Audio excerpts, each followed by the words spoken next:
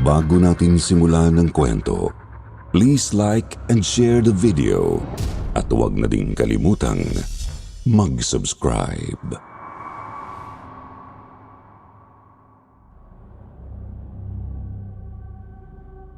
Hindi madali ang mabuhay ng salat sa salapi. Ang bawat araw mo ay iikot na lamang sa pagbabanat ng buto para lang manatiling buhay ang sarili at ang pamilya. Ang masaklap pa, madalas mailap talaga ang swerte. Kahit anong kayod pa ang gawin natin. Kaya naman hindi natin pinapalagpas ang mga oportunidad na dumating para kumita. Yun nga lang minsan may mga trabahong maghahatid pala sa isang tao sa kahila-hilakbot na yugto. Panganib na kailanman ay hindi gugustuhing maranasan ni numan. 1996, namamasukan bilang isang trabahador sa palengke sa Maynila ang 20 anyos na si Bador. Isa siyang tubong buhol na nakipagsapalaran sa Kamaynilaan. Magtatatlong taon na siyang hindi nakakauwi. Hindi siya makaipon-ipon dahil kailangan niyang magpadala ng pera sa kanyang pamilya. Ang kanyang nanay kasi ay may malubhang karamdaman sa puso at wala na silang tatay na masasandalan. Ang problema, walang natapos si Bador kaya hindi siya matanggap-tanggap sa mas matinong trabaho. Hanggang isang araw ay may nabanggit sa kanya ang kaibigang si Manny. Katulad niya ay isa rin itong kargador sa palengke. Kukulangin na naman ang ipapadala ko para sa pagpapagamot ni nanay. Palagi na lang ganito. Diyos ko, sana po pagalingin niyo na ang nanay namin. Sana po, gabayan niyo ako para kumita ako ng mas maayos para sa pamilya ko. Oy, paring Bador, ano't di na naman mapintay ang buka mo? Sasayad na yung uso mo sa lupa dahil dyan sa pagsimangot mo. Paano kasi, paring Manny? Kapos na naman ang kinita ko ngayong buwan na to. May dagdag kasing resetang gamot si nanay. Sabi na problemang pera na naman yan . Pero teka, may naisip akong posibleng solusyon. Solusyon? Oo, ano kasi pare, may natanggap akong alok na trabaho sa probinsya dyan sa Aurora. Doon sa isang liblib na baryo sa may mabundok na bahagi. Trabahador sa isang babuyan. Aurora ba kamo? Tapos, liblib na baryo pa. Parang layo naman yan sa Kabiasnan, pare. Oo nga, alam ko. Pero halos doble sa kita natin dito sa palengke ang alok na sahod doon. Medyo malaki-laki na rin daw kasi yung babuyan na yon. Seryoso? Oo nga, seryoso. Ganito, sa susunod na Biyernes pa naman ang biyahe ko papunta ron. Pag-isipan mo na lang muna. Kapag napagpasyahan mong palagan, edi sumama ka sa akin. Huwag ka maglala. Ako nang bahala sa pamasahe mo. Bagamat malaki ang sinasabing sahod ay hindi maiwasang mag-alangan ni Bador. Liblib na baryo nga raw kasi ang pupuntahan nila at isang probinsya pa na kailanman di pa niya nararating. Kaya naman inabot pa ng 2 araw si Bador bago nakapagpasya. Inisip niya kung anong makakabuti para sa kanyang pamilya sa Bohol, lalo na sa kanyang nanay. Sinabi niya agad sa kaibigan na tatanggapin na niya ang nasabing trabaho, kaya naman sumama nga siya nang bumiyahe na ito. Ilang oras ang tinagal ng kanilang biyahe. Bukod sa malayo ang probinsya ng Aurora mula sa Maynila, doon pa nga sila sa liblib na bahagi ng probinsya. Doon talaga sa may mga kabundukan na. Inabot na sila ng gabi. Nakarating sila sa terminal ng jeep na may malapit na mga kabahayan. Pero hindi pa yun ang pakay nilang baryo. Kailangan pa nilang sumakay ng kalabaw papunta sa kabilang bahagi ng bundok. Kaya naman naisip nilang magpalipas na muna ng gabi sa terminal. Kumain lang sila ng lugaw tapos naghanap ng matutulugan. Doon sana sila pupwesto sa bangketa sa harap ng lugawan, subalit pinagsabihan sila ng tindero. Delikado raw kasi ang binabalak nila. Hindi raw magandang manatili sa labas kapag gabi. Napangisi si Manny. Sabi nito, wala namang dapat ipag-alala ang tindero dahil kaya naman nila ang kanilang mga sarili. Subalit, sumimangot ang tindero. Alok nito ay doon na lang sila matulog sa loob ng saradong kainan. Doon na rin daw nila ilagay ang kanilang mga bagahe. Baka raw kasi may mangyari sa dalawang binata at maging kargo de konsensya pa niya. Napakamot sa sentido si Bador, pero dahil mas maayos na tulugan ang loob ng kainan kaysa sa bangketa, hindi na sila tumanggi. Inayos lang nila ang mga mesa tapos doon na humiga.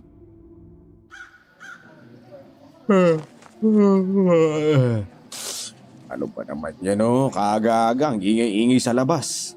Kanina pa yung mga yan, paring Manny. Oh, gising ka na pala. Anong nangyayari dyan sa labas? Hindi ko rin alam eh. Ayoko namang makiosyoso na lang ng basta. Lalo na't mga dayo lang tayo dito. Yan ang ayoko sa'yo eh. Masyado kang mahiyain at mahina ang loob. Ayos lang yan. Ano ka ba? Tara na, puntahan natin. Kinabukasan, hindi pa tuluyang sumisikat ang araw na gising ang dalawa nang may marinig silang nagkakagulo sa labas ng tindahan. Maski ang tindero ay lumabas din. Sumunod sila. Nakita nilang nagkukumpulan ang mga tao at mukha silang balisa. Ang iba pa nga ay kunot ang noo nito sa galit o inis. May nakita rin silang isang ginang na humahagulhol at naglulupasay. Lumapit ang dalawa sa kumpulan ng mga tao. Doon yun sa may talahibang nasa bandang likod ng terminal. Malapit lang sa lugawan. Sumuot sila ng konti sa mga nakikiusyoso at pareho silang nagulantang sa nasaksihan. Pinagkakaguluhan pala ng mga tao ang bangkay ng isang lalaki. Wala na itong ulo. Nakahiga sa naglalawang sariling dugo. Nawawala rin ang isa nitong braso. Isa pa'y kapansin-pansin ang mga kakaibang mga bakas malapit sa bangkay. Kahawig ng bakas ng tao, ngunit pahaba at mukhang matatalas ang mga kuko. Naduwal si Bador, agad siyang lumabas sa kumpulan ng mga tao at sumuka sa may mga talahib. Sinundan naman siya ni Manny na umiiling-iling pa dahil sa nakita. Magtanong-tanong tayo kung anong nangyari dun sa taong yon. Ang tindi ng sinapit, grabe. Kung wag na lang tayo mangyalam, Manny. Lakad na lang tayo para papunta sa pakay natin. Bador, dayo lang tayo dito. Ibig sabihin, hindi pa natin alam kung ano tong lugar na napuntahan natin. Kaya mas mabuting malaman natin agad. Lalo ni mga problema dito, habang maaga pa. Kung sa bagay.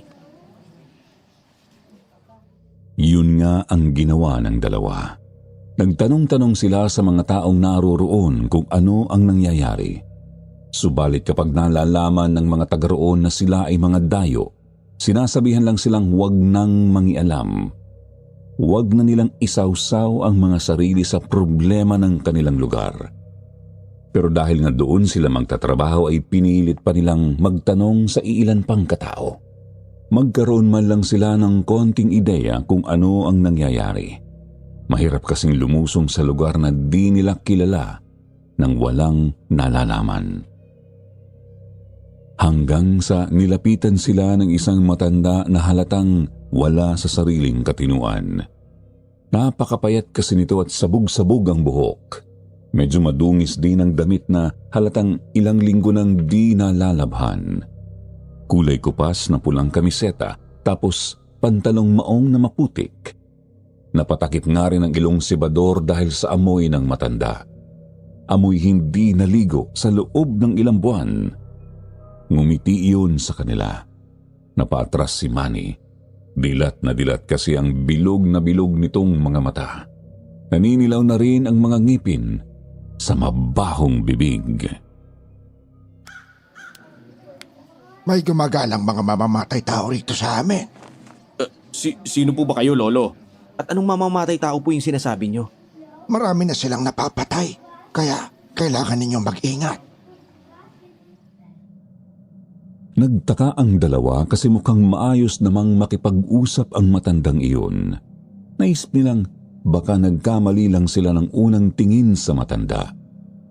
Subalit hindi rin nagtagal ay naging kakaiba na ang sinasabi nito. Sino po ba yung pumapatay, Lolo? Mga halimaw, mga mananabas, papatayin nila kayo. Papatayin nila kayo at pupugutan nila ang mga ulo ninyo. Baliw na nga talaga tong matandang to. Halika na, Bador. Hindi maiwasang kilabutan ng dalawa sa narinig. Hinila ni Manny si Bador palayo sa matanda. Hindi maiwasan ni Bador na magpahayag ng pag-aalinlangang tumuloy. Tumutol naman si Manny kasi nga isa lang namang baliw ang kanilang nakausap. Nakakatakot kasing tumuloy, paring Manny. Baka mamaya niyan, tayo pa yung madali ng halimaw na yon. Bador naman eh. Naniniwala ka doon sa matandang yon, sira na nga tuktok nun. Umayos ka nga. Isipin mo yung pamilya mo. Isipin mo yung nanay mo. Sasayang ka lang ng pamasahe kung babalik ka lang rin naman ng Maynila. Di ka pa nga nakakapagsimula rito. Napakamot na lang ng batok si Bador. Tama naman kasi ang kaibigan naroon na sila. Sayang nga naman ang pamasahe kung babalik lang sila ng Maynila. Bigla ring sumabat sa kanilang usapan ang tindero ng lugawan kung saan sila kumain ng nagdaang gabi. Sabi nito, lumayo sila agad kapag nakita nila yung baliw. Marami raw kasing naniniwalang delikadong tao yung baliw na yon. Ang iba pa nga ay nagdududang yun mismo ang pumapatay. Yun nga lang, meron din namang nagsasabing wala pang patunay, kaya wag namang pagbintangan ang matanda. Kinausap pa ng dalawang binata ang tindero ng lugawan. Tinanong na rin nila ito kung ano ba talaga ang meron sa lugar na yon. Tahimik munang tumingin sa kanila ng ilang sandali ang tindero. Pagkatapos sinabi nitong meron ngang pumapatay sa kanilang lugar. Kung sino ay wala pang makapagsabi. Mas mabuti kung mag-iingat ang dalawa kung saan man sila mapunta. At huwag silang magtitiwala agad kahit kanino. At ang pinakamahalaga, kahit anong mangyari, huwag na huwag silang lalabas kapag gabi. Nagpasalamat si Bador at Manny sa tindero. Humingi na rin sila ng direksyon sa pupuntahan nilang baryo. Tinuro naman ng tindero pati ang daan papunta sa sasadyain nilang babuyan.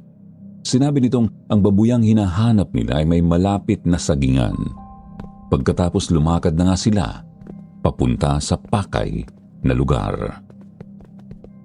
Wala nang pamasahe para sumakay ng kalabaw, kaya tiniis na lamang nila ang napakahabang lakaran hanggang sa makarating na nga sila sa isang baryo mga bandang tanghali.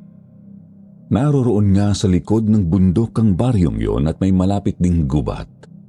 Marami-rami naman ang mga bahay bagamat hindi magkakatabi. Sa isang tingin ay halata ring pagsasaka ang pangunahing kinabubuhay ng mga taga roon. Hindi nga lang maiwasan ng dalawa na mapansin ang kakaibang kilos ng mga tao. Anong meron dito sa lugar na to? Ba't parang ilag yung mga tao sa atin Wala man lang sumasagot kapag tinatanong natin kung saan banda yung babuyan. Yun na nga Kakaiba yung pag-iwas nila sa atin. Parang pinaparamdam talaga nila na hindi tayo dapat nandito. Bakit kaya ganyan yung mga yan? Nagpatuloy sa paglalakad ang dalawa hanggang sa may mamataan na nga silang babuyan na may malapit na sagingan. May nakita sila roong isang matandang medyo payat ngunit matangkad. Nakasuot ito ng berding sweater, maong na pantalong maputik at gomang botang itim. May kasama rin iyong iilan pang mga kalalakihan. Kayo pala yung mga bagong trabahador galing Maynila. Ako ang may-ari ng babuyang ito. Ako si Tupeng. Kahit Mang Tupeng na lang ang itawag niyo sa akin, ayos na. Ano bang mga pangalan ninyo? Ang biyahe ninyo, kumusta naman? Inilibot sila ni Mang Tupeng sa lugar. Nakita nila ang mga kulungan ng mga nasa 30 baboy. Sementado ang bandang ibabang bahagi nito mula sahig hanggang kalahati ng mga dingding. Sa itaas na bahagi naman ay may makakapal na mga bakal na grills. Kapansin-pansing makitid ang pagitan ng mga yon. Siguro ay nasa 1 pulgada lang. Gawa rin sa makakapal na mga grills ang pinto at mayroong 3 kandado. Mang Tupeng, matatanong ko lang po bakit ganito ang kulungan ng mga baboy ninyo? May mga makakapal na grills, tapos napakalapit pa ng pagitan kada bakal. Juan, ganito kasi. May mga masasamang loob kasing sumasalakay paminsan-minsan dito sa baryo namin. Kaya mas minabuti ko nang siguraduhin ang kaligtasan ng mga alaga ko. Oo nga pala, nakikita niyo ba yung malapit na bahay dito sa Babuyan? Diyan kayo tutuloy. Naputol ang kanilang usapan nang bumukas ang backdoor ng bahay na malapit sa Babuyan. Gawa sa kahoy ang bahay na yun, ngunit halatang magandang klase ng hardwood. Maski ang mga bintana ay gawa lang din sa mga kahoy na tabla ang dapat sana'y jealousy. Lumabas sa bahay ang isang lalaking nasa 40 anyos. Kalbo ito, malapad ang balikat at matipuno ang pangangatawan. Lumapit yun sa kanila. Ipinakilala naman ni Mang Tupeng ang lalaki kina Bador at Manny. Ito naman si Nestor. Siya ang katiwala ko sa babuyang ito. Siya ang makakasama niyo dyan sa bahay. Ako kasi sa kabilang bahagi pa ng saganyan ng bahay ko. Magandang araw po, Kuya Nestor. Kumusta po, kuya? Kumusta? Ako ang katiwala ni Mang Tupeng dito sa Babuyan. Kaya ako na rin ang magtuturo ng mga dapat ninyong gawin. Pero sa ngayon, pumasok na muna tayo sa bahay. Iwan niyo yung mga bagay niyo. Tapos kumain na rin muna tayo. Pumasok ang 4 sa 2 andanas na bahay. Sa baba ay naroroon ang banyo, kusina, sala at isang bodega. Sa ikalawang palapag naman ay may 2 kwarto. Isa roon ay kwarto ng katiwala habang sa kanila naman ang kabila. Itinuro ni Nestor kina Bador at Manny ang kanilang magiging silid. Inilapag naman ng 2 kanilang mga bagahe sa loob pagkatapos ay nagtanghalian na sila. Sa wakas, nakakain rin ng matinong pagkain. Salamat po sa pananghalian, Mang Tupeng, Kuya Nestor. Oo nga pala, bago ko pa makalimutan, may mahalagang paalala lang akong ihahabilin sa inyo. Ano po yan, boss? Kapag gabi, mula sa paglubog ng araw hanggang sa pagputok ng bukang liwayway, siguraduhin ninyong nakasara at nakakandadong maigi ang lahat ng mga pinto at bintana sa buong bahay. Bawal ninyong buksan kahit konti. Bawal kayong sumilip kahit na anong mangyari. Lalong-lalo na, bawal din kayong lumabas. Bawal ding magsindi ng kandila o lampara sa mga ganong oras. Kaya mahalagang tapos na kayong kumain bago lumubog ang araw. At isa pa, bawal din kayong mag-iwan ng mga sinampay o kahit anong sapin sa paa sa labas ng mga ganong oras. Tsinelas, sapatos o kahit na ano. Bawal. Seryoso po ba kayo dyan, bossing? Ba't parang kakaiba? Oo nga po, Mang Tupeng. Ano po bang meron? Bakit po may mga ganyan kayong patakaran? Basta, wag na lang kayo magtanong. Sundin nyo na lang. Sabihin na lang nating nakasanayan na yan dito sa baryo na to. Hindi mawala sa isip ng 2 ang mga sinabi ni Mang Tupeng at Kuya Nestor. Naalala nila ang mga narinig ding kwento sa may terminal. Yung bang mga nabanggit sa kanila ng tindero ng lugawan at ng matandang baliw. Tumutugma kasi ang lahat. May panganib. May pumapatay ng mga tao. Kung ano o sino, yun ang hindi pa nila alam. Gusto nilang magtanong kay Kuya Nestor naman lang para makakuha ng mas malinaw na impormasyon. Pero naiilang kasi sila sa lalaki. Napakalaki nga kasi ng katawan nito at mabagsik ang mukha, yung tipong hindi mo gugustuhing makabiruan. Noong unang gabi nila sa Tagum Baryo ay mahimbing namang nakatulog ang dalawa. Dala na rin ng kanilang pagod sa biyahe. Kinabukasan maaga silang gumising upang simulan ang trabaho. Tinuruan sila ni Kuya Nestor kung ano ang mga dapat gawin. Maglinis ng kulungan, magpakain ng baboy at maghatid ng baboy sa katayan. Bagamat nasa 30 baboy ang kanilang aalagaan, medyo marami rin naman silang gagawa noon. Pansin nga lang ni Manny at Bador na ilag sa kanila pati ang mga katrabaho. Napakaseryoso ng mga ito kung kumilos, hindi magsasalita kung hindi kailangan. Hindi naman mukhang masasamang tao pero sadyang hindi lang nila makausap bilang mga kaibigan. Ang weirdo naman ng mga tao sa lugar na to. Ano kaya yung kinakatakutan nila? Kaya mo na lang. Nandito tayo para magtrabaho at hindi makiusoso. Wala naman silang ginagawang masama sa atin. Saka, kung sakali mang may mangyari, di sumbong na lang natin kay Mang Topeng. Mabilis na gumulong ang mga araw. Naging maayos naman ang pagtatrabaho ni Bador at Manny sa babuyan. Bagamat hindi rin palakibo ay mabait naman sa kanila si Kuya Nestor. Maging si Mang Tupeng na kanilang amo ay maayos ding kausap. Hanggang sa sumapit ang gabi ng kabilugan ng buwan. Narinig na naman nila ang kakaibang babala mula sa katiwala ng babuyan. Naalala niyo pa ba yung mga sinabi ng Mang Topeng?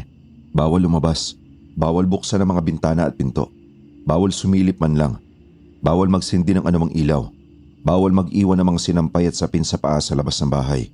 Lahat ng yan mas mahigpit ngayong kabilugan ng buwan. Maliwanag? Hindi na lamang nagtanong sina Bador at Manny. Sinarado at kinandado nga nilang maigi ang lahat ng mga pinto at bintana ng buong bahay. Naghapunan pagkatapos ay naghanda ng matulog noong pasado 8:00. Nakatulog naman ng mahimbing si Bador noong una. Subalit, nagising din makalipas ang ilang oras. Bigla kasing nag-ingay ang mga baboy na nasa kulungan. Hindi naman magkalapit talaga ang kanilang tinutuluyan at ang kulungan ng mga baboy. Pero dinig pa rin kapag nag-iingay ang mga iyon. Pagdilat niya ay nakita niyang gising na rin pala si Manny. Aktong bubuksan na nito ang isang bintana kaya agad siyang bumangon sa kanilang banig para pigilan ang kasama. Ano bang ginagawa mo? Bakit mo binubuksan yung bintana? Sisilipin ko lang at baka may mga magnanakaw. Ang ingay kasi ng mga baboy, baka mamaya niyan. May mawala pa sa mga baboy tapos tayo pa mayari. Bawal nga daw sumilip eh. Anong gagawin natin kung ganon? Ganito na lang. Puntahan natin si Kuya Nestor.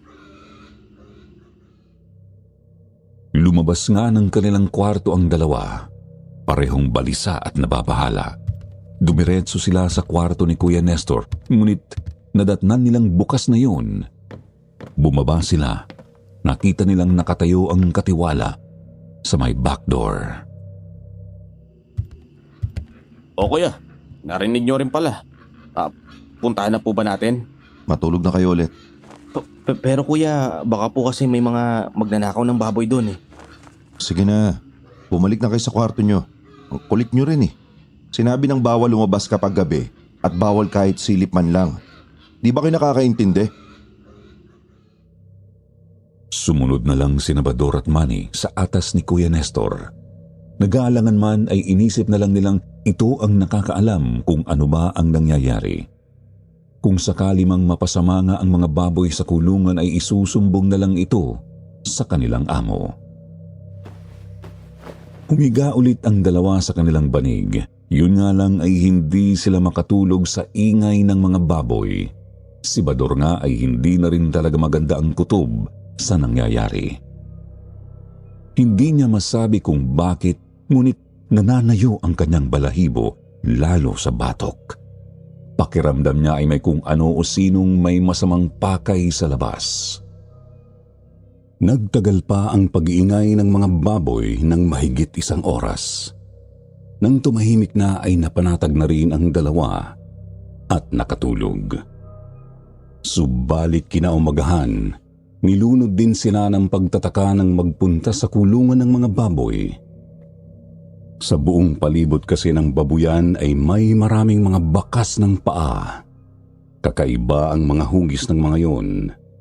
Bakas naman ng tao, ngunit pahaba at mukhang matatalim ang mga kuko.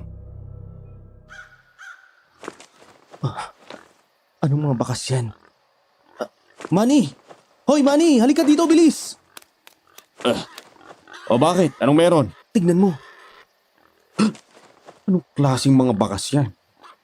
Bakit ganyan ang itsura? At bakit pinapalibutan yan yung babuyan? Halatang hindi isang pares lang yan Sa totoo lang, hindi ko talaga alam yung mga sagot dyan sa tanong mo, pare. Basta, pagdating ko rito, andyan na yan. Nagtataka rin ako kasi hawig dyan yung mga bakas sa terminal. Yung bang nakita natin malapit sa pugot na bangkay. Terminal? O nga no, pareho. Bakit naman kaya? Manny, Bador, may order ng baboy sa kabilang baryo. Kayo na lang ang mag-atid para rin masanay kayo sa ganitong gawain, ha?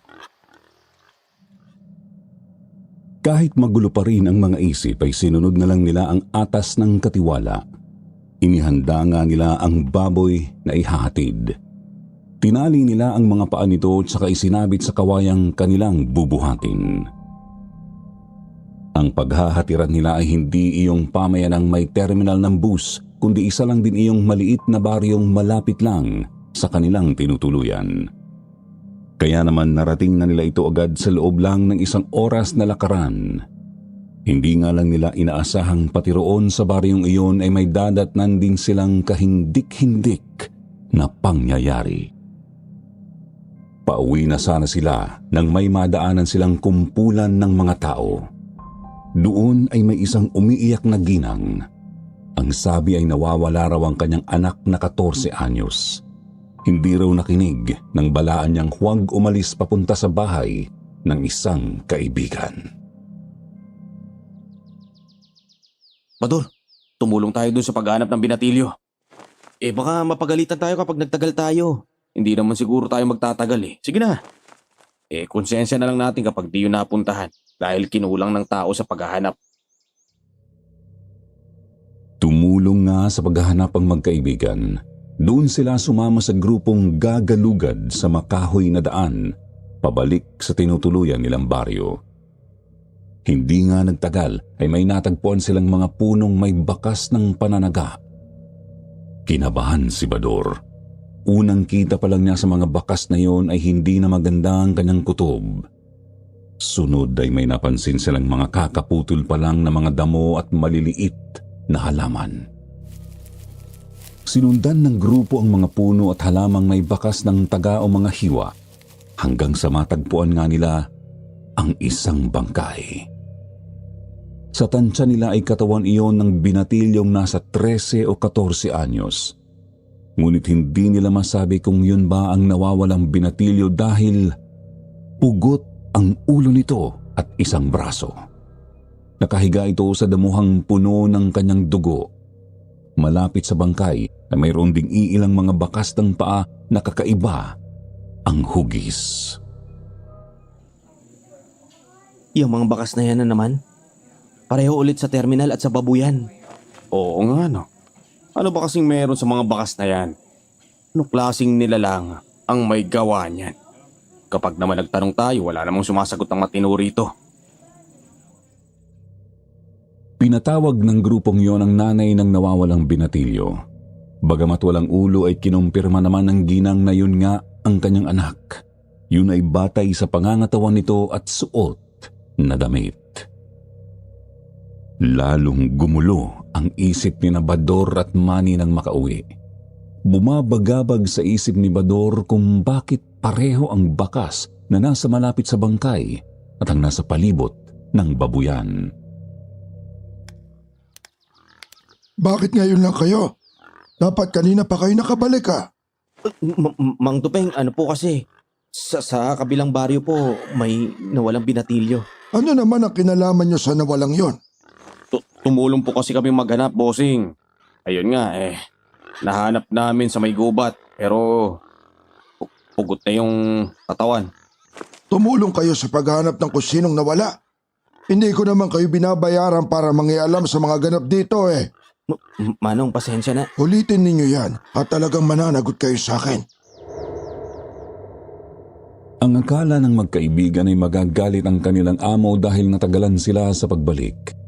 Hindi nila inasahang iba pala ang kagagalitan nito at hindi nila maintindihan kung bakit magagalit ang matanda sa pagtulong nila sa paghahanap sa binatilyo. Yun naman kasi ay isang kagandahang loob at wala namang kaakibat na kung anong panganib. Noong hapon ding yun ay kakaiba ang titig ni Kuya Nestor sa kanila. Bakas ni Bador na may pagkabahala sa mga mata nito. Hindi naman niya magawang kausapin kung bakit kasi kailangan nilang tumutok muna sa trabaho. Kaya naman laking tuwa ni Bador nang ito na mismo ang nagsimula ng usapan nang magpahinga sila mga bandang 4:00. Hindi na kayo dapat tumulong sa paghahanap sa binatilyo. Alam niyo namang may kakaiba rito sa lugar namin, di ba? Siguro nga hindi nagsasalita ang mga taga rito kapag tinatanong. Pero sigurado namang pansin niyo na eh. Yan ang hirap sa'yo, kuya eh. Manny, ano ba? Pasensya na po pero wag po sana kayong magalit. Pero napakahirap kasi mag-ingat kung hindi naman namin alam kung ano talaga yung nasa paligid namin, kuya. Mananabas. Po, kuya? Mga mananabas ang nanggugulo rito sa amin. Mga taong isinangla na sa demonyo ang kanilang mga kaluluwa. Kaya nagkaroon na sila ng mga malahalimaw na katangian. Lahat ng sino mang nakakasalubong nila, tinatabas o pinapatay nila. At hindi nila tinatantanan ang isang biktima kapag pinuntiryan na nila. Hindi ka nila titigilan hanggang kamatayan. Hindi mahitsura ang dalawa sa narinig. Si Bador ay agad na namutla at pinagpawisan ng malamig. Si Manny naman ay napailing at nagpalatak ng dila. Si Bador ay kumbinsidong totoo ang kulto ng mga mananabas kahit konti pa lang ang nakakakita sa mga yon. Habang si Manny naman ay naniniwalang mga masasamang loob lang ang mga yon. Sa isang bansang masyadong mapamahiin ay paniguradong marami ang matatakot sa ganong mga paandar. Kahit ang totoo ay pangkaraniwang mga tarantado lang talaga sila. Subalit pinahayag ni Bador na hindi naman mahalaga kung taga-kulto ang mga yon o hindi. Isang bagay lang kasi ang sigurado, masasamang mga nilalang sila na pumapatay ng mga tao. Mga bandang 5:30 ay bumalik na si Mang Tupeng. Saktong nakauwi na ang iba niyang mga trabahador at nagpapakain na lang ng mga baboy sina Bador, Manny at Nestor. Manny, Bador, pasensya na kayo sa akin kanina ha. Medyo mainit lang talaga ang ulo ko at nababahala lang ako para sa inyong dalawa. Alam nyo na, may mamamatay tao rito sa baryo. Ayokong madamay kayo. Nako, wala ho yun, Mang Tupeng. Naiintindihan po namin kayo. Oo nga, boss. Kalimutan nyo na po yun. Salamat naman kung ganon. Oo nga pala, ano ba kasi ang nangyari sa kabilang baryo kanina? Nag-usap pa ang tatlo sa iba't ibang mga bagay. Nabanggit ng dalawa kung paano silang tumulong sa paghahanap sa binatilyo. Sinalaysay din nila kung ano ang kanilang natagpuan sa gubat. Ang kakaibang bakas ng taga sa mga halaman at lalo na ang pugot na bangkay.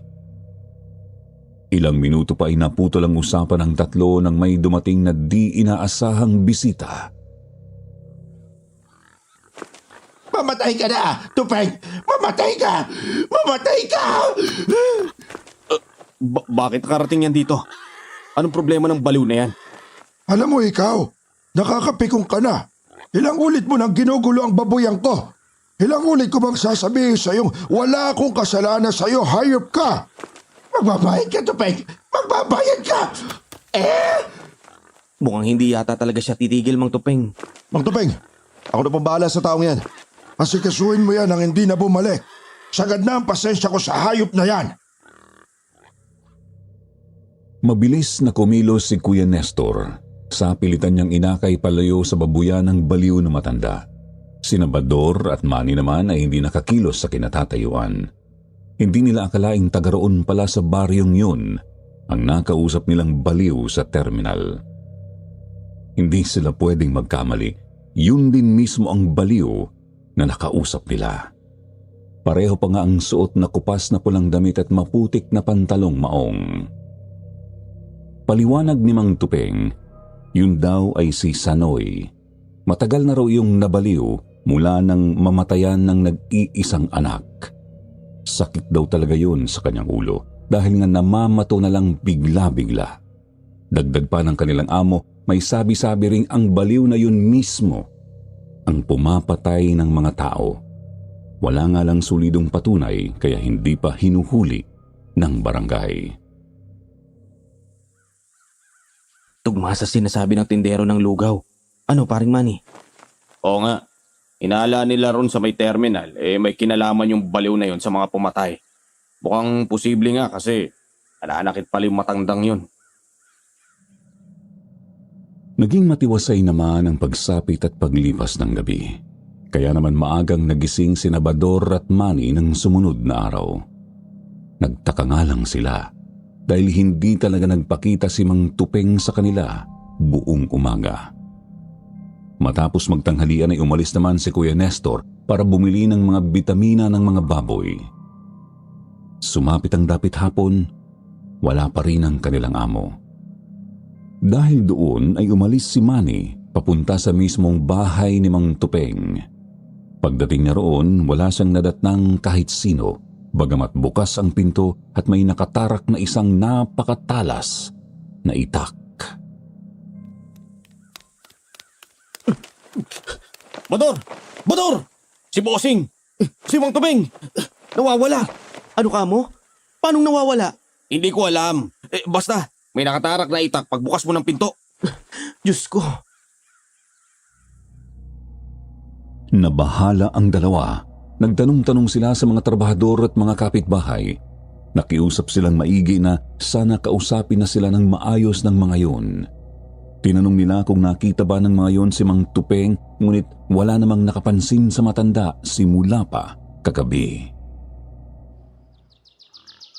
Nakakapikon yung mga tao rito. Parang walang pakialam sa pagkawala ng amo natin. Sana talaga makabalik agad si Kuya Nestor. Iniisip ko lang talaga kung saan nagpunta yan si Mang Tupeng eh. Kung may lakad lang yon, bakit bukas ang pinto at may itak pang nakatarak?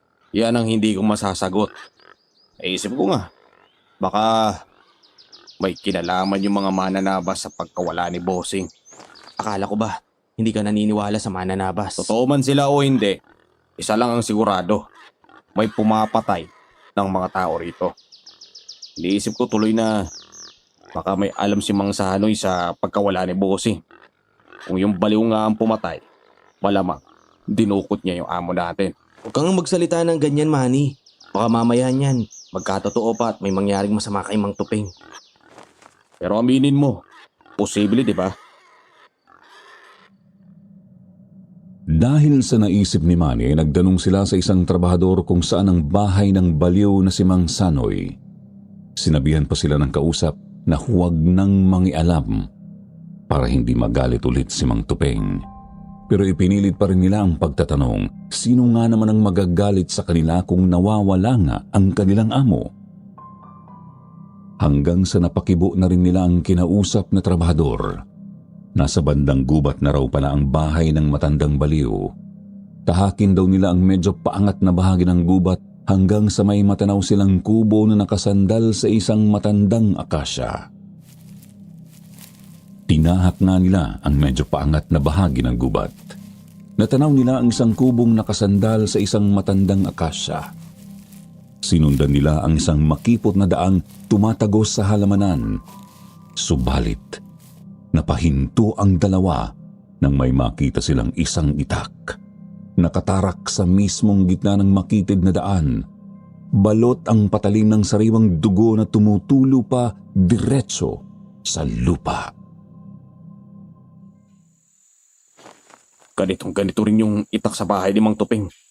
Yun nga lang, napakaraming dugo nito. Umuwi na siguro tayo, Manny. Hindi na kasi maganda yung kutob ko eh.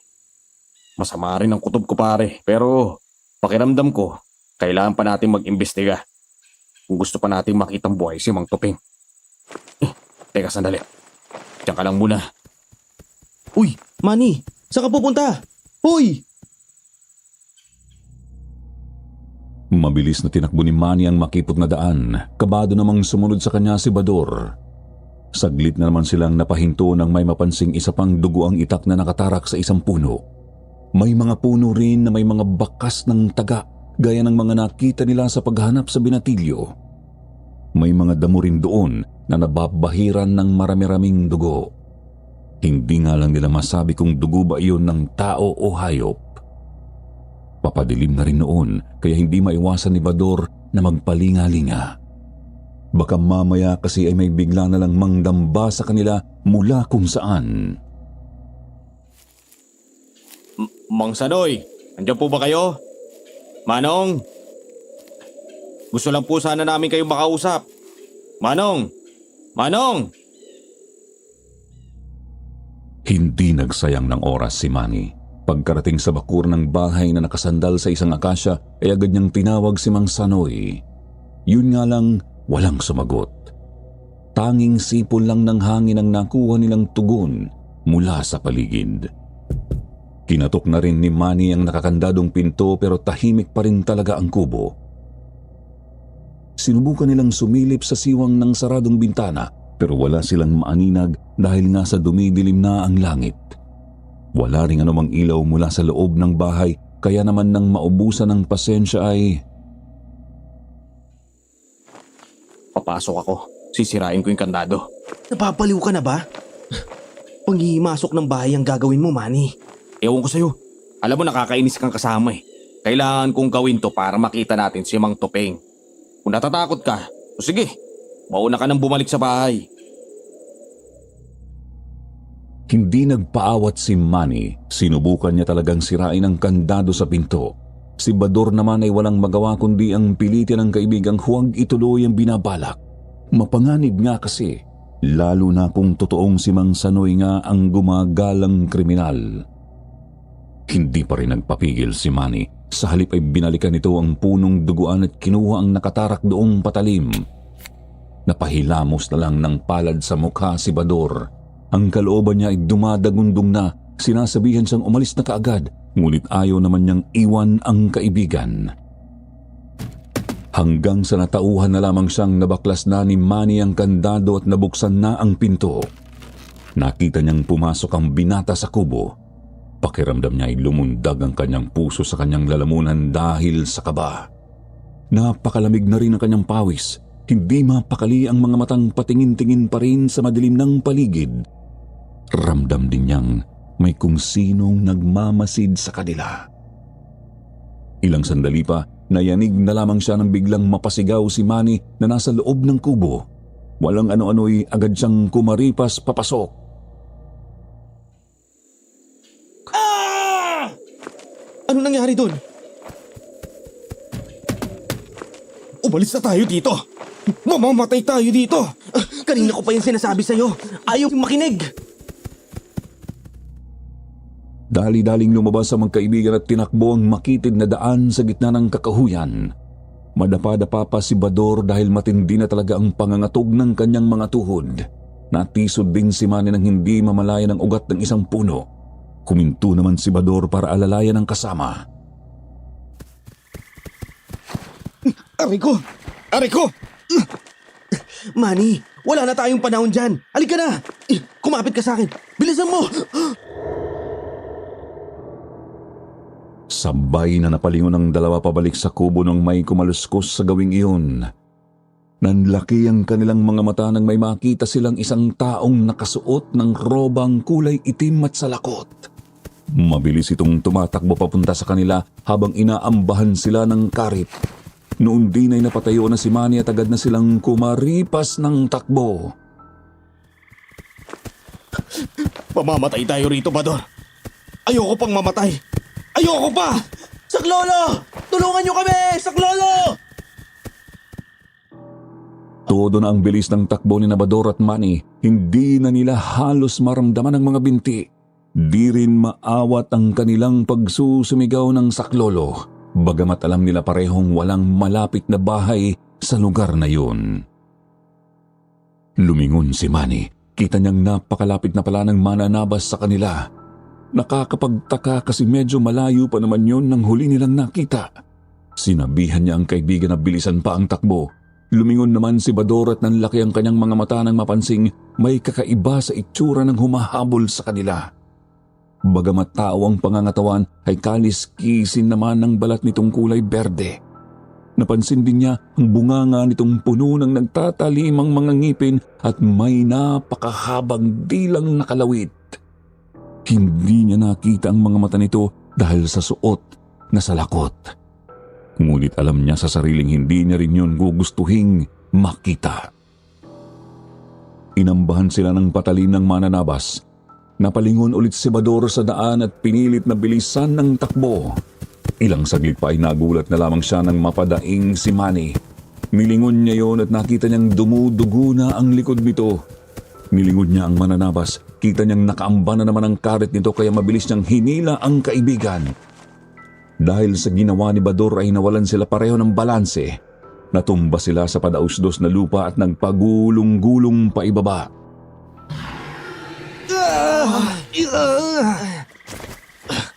Aray ko.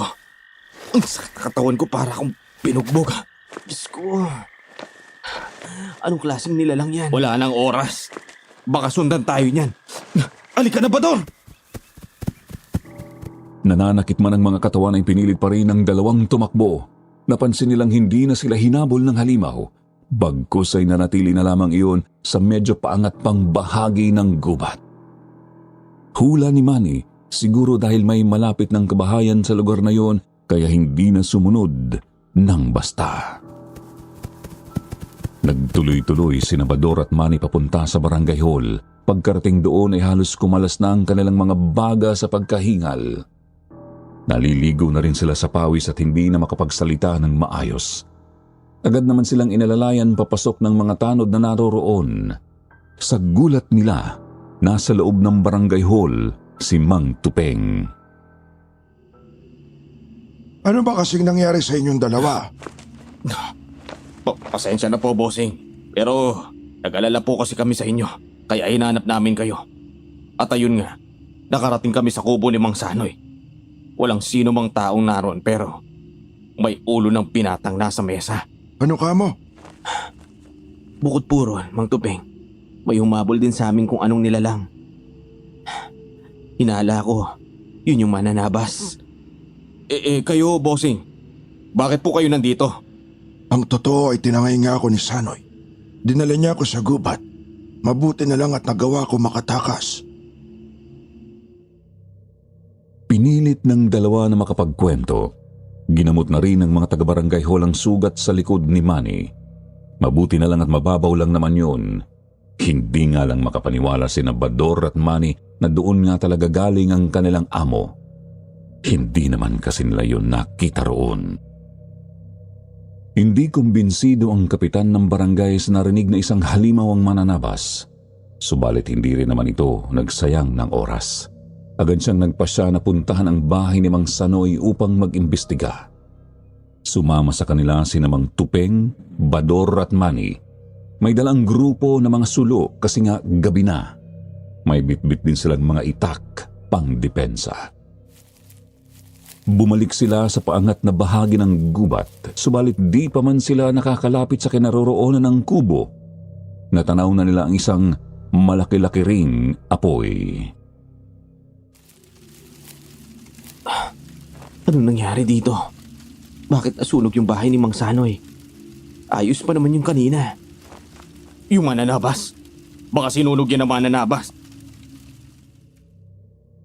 Agad nilapitan ng grupo ang nasusunog na bahay at puno ng akasya. Doon ay nakita nga nila sa paligid ang mga nakatarak na itak sa mga puno at lupa. Nakita rin nila ang mga dugo sa kung saan-saan.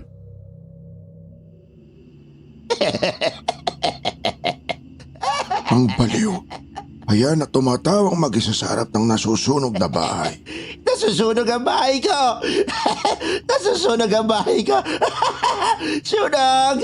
Sunog! Sunog!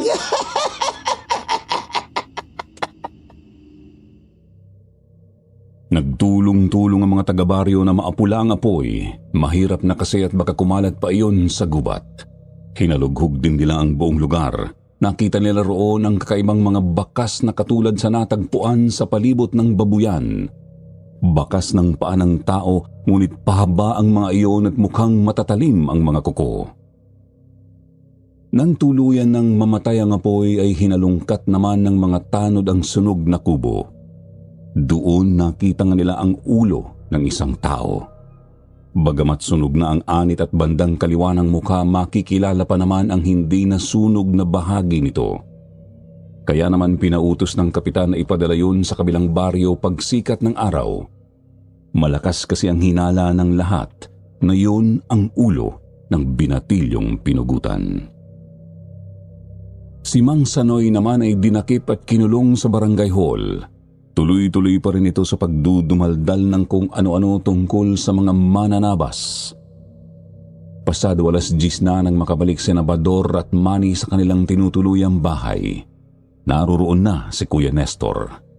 Agad nilang sinaradong maigi ang mga pinto at bintana ng makapasok. Natatakot na baka bigla na lang silang suguri ng mananabas kahit pa nakakulong na ito sa barangay hall. Ilang ulit ko ba kayo kailangan balaan na huwag kayong mangingialam? Pasensya na po, kuya. Nag-alala lang talaga kami para sa amo namin. Madaling sabihin yan. Pero ngayong hinabol na kayo ng mananabas, hindi na kayo titigilan ng mga yon. Kumain lang si Nabador at Manny. Pagkatapos ay naghanda na agad para matulog. Yun nga lang ay hindi sila makaramdam ng antok. Tumindi pa ang pagkabahala nila dahil sa sinabi ng katiwala ng babuyan. Dilat silang nakahiga sa banig. Wala halos maaninag sa madilim na kwarto. Manny? Oh, anong gagawin natin? Paano kung hindi talaga tayo tantanan ng mananabas na yan? Hindi ko rin alam, pare. O alam ko lang talagang hahantong pala tayo sa ganito. Sana nanatili na lang tayo sa Maynila. Alis na tayo rito? Pagkatapos ng sahuran, siguro, mabiyahe na tayo pabalik ng Maynila. Teka, nag-iingay na naman yung mga baboy. Halos 1 oras mula nang humiga sila ay muli na namang nag-ingay ang mga baboy sa kulungan. Hindi sila kumilos sa kinahihigaan. Parehong agad na nilamon ng hilakbot. Hilakbot na tumindi pa ng tumindi nang mapansin nilang may mga kaluskos na papalapit sa tinutuluyan nilang bahay. Hanggang sa naulinigan nilang may iilan kataong naglalakad sa mismong bakuran. Nililibot ng mga iyon ang buong bahay ng ilang ulit. May naririnig din silang bumubulong-bulong na wari bagay nag-uusal ng kung anong dasal. Ilang sandali pa ay bigla na lang may kumatok ng marahan sa kanilang kwarto. Kuya Nestor, may dala kayong itak? Ito na nga bang sinasabi ko sa inyo eh. Pinupunterian na kayo ng mga demonyong yan. Talagang dito na sila nagpaparamdam sa mismong bahay. Kung ganun, posibleng pasukin nila tong bahay. Malamang na hindi. Wala silang imbitasyon. Ibig ko sabihin, walang sinampay o tsinela sa labas ng bahay. Pero ayoko pa rin mapanatag masyado. Seryoso ba yan, kuya? Hindi sila papasok dahil lang doon. Oo, mga aswang ang mga mananabas na yan. Kumikilos sila sang-ayon sa isang sumpang binigay sa kanila ng dyablo. Aswang? Tuloy-tuloy pa rin ang pag-iingay ng mga baboy. Nanatiling gising ang tatlo. Hindi mapigilan ni Nabador at Manny na lalong kilabutan kay Nestor. May dala nga kasi itong itak at lalong bumalasik ang itsura. Tipong nakahandang makipagtagaan anumang oras na makapasok ang mga mananabas. Lumipas ang halos kalahating oras. Naulinigan nilang pumapalayo na ang mga kaluskos sa bakuran. Unti-unti na rin tumahimik ang mga baboy sa kulungan. Ngunit nanatiling tensyonado ang tatlo. Bumalik na sa sariling kwarto si Kuya Nestor. Yun nga lang ay mahigpit nitong bili na huwag pa ring magbubukas ng mga bintana at pinto ang dalawang trabahador. Bador, Oh, di ka rin makatulog, no? oo. Iniisip ko yung sinabi ni Kuya Nestor na may mga aswang pala na mananabas. Kaya pala nakakatakot yung itsura ng humabol sa atin eh. Nanatili pa ring dilat sina Bador at Manny. Gumulong na lang ang madaling araw ay hindi talaga sila makatulog. At pagputok ng bukang liwayway ay agad na silang bumangon. Nagkahalo sa kanilang kalamnan ang puyat at matinding pagod, subalit hindi pa man sila nakakababa papunta sa kusina ay nagulantang na lang sila nang sumigaw sa galit si Kuya Nestor. Dali-dali silang bumaba at nagtuloy-tuloy sa likod bahay. Doon nadatnan nila ang isang nakakakilabot at nakakasukang tagpo. Nagkalat sa buong bakuran ng mga laman loob. Ang iba ay halatang sa baboy o manok, ngunit ang iba naman ay hindi na nila masabi. Napakarami ring bahid ng dugo sa bakod at mismong dingding ng bahay. Kuya Nestor, anong nangyari dito? Bakit ang daming laman loob? Mga walang hiya sila. Ayoko na. Tama na to. Masyadong matagal na ang pananahimik ko. Sabihin nang wala akong utang na loob, pero kailangan nang matapos to. Kuya? Bador, Manny, nandito na pala kayo. Heto, Bador, kunin mo tong susi ng babuyan. May pupuntahan lang ako. Kayo naman, pumasok kayo sa loob ng bahay at wag na wag kayo magbubukas sa mga pinto at pintana. Kahit ngayong umaga po, kuya. Paano ang mga baboy? Huwag na ninyo munang isipin ang mga yan. Kaligtasan nyo ang unahin nyo. Sige na, aalis na ako. Naguluhan ang dalawa sa inasal at sinabi ni Kuya Nestor. Pahiwatig kasi noon ay alam nito kung sino pa ang ibang mga mananabas. Gayunpaman ay wala silang magawa kundi ang ihatid na lamang ito ng tingin habang tumatakbo palayo. Sumuot sa sagingan hanggang sa tuluyan ng nawala sa kanilang paningin. Pumasok ng bahay ang dalawa. Kinandado rin nila ng maigi ang mga pinto at bintana sang-ayon na rin sa utos ni Kuya Nestor. Doon ay buong araw silang naghintay.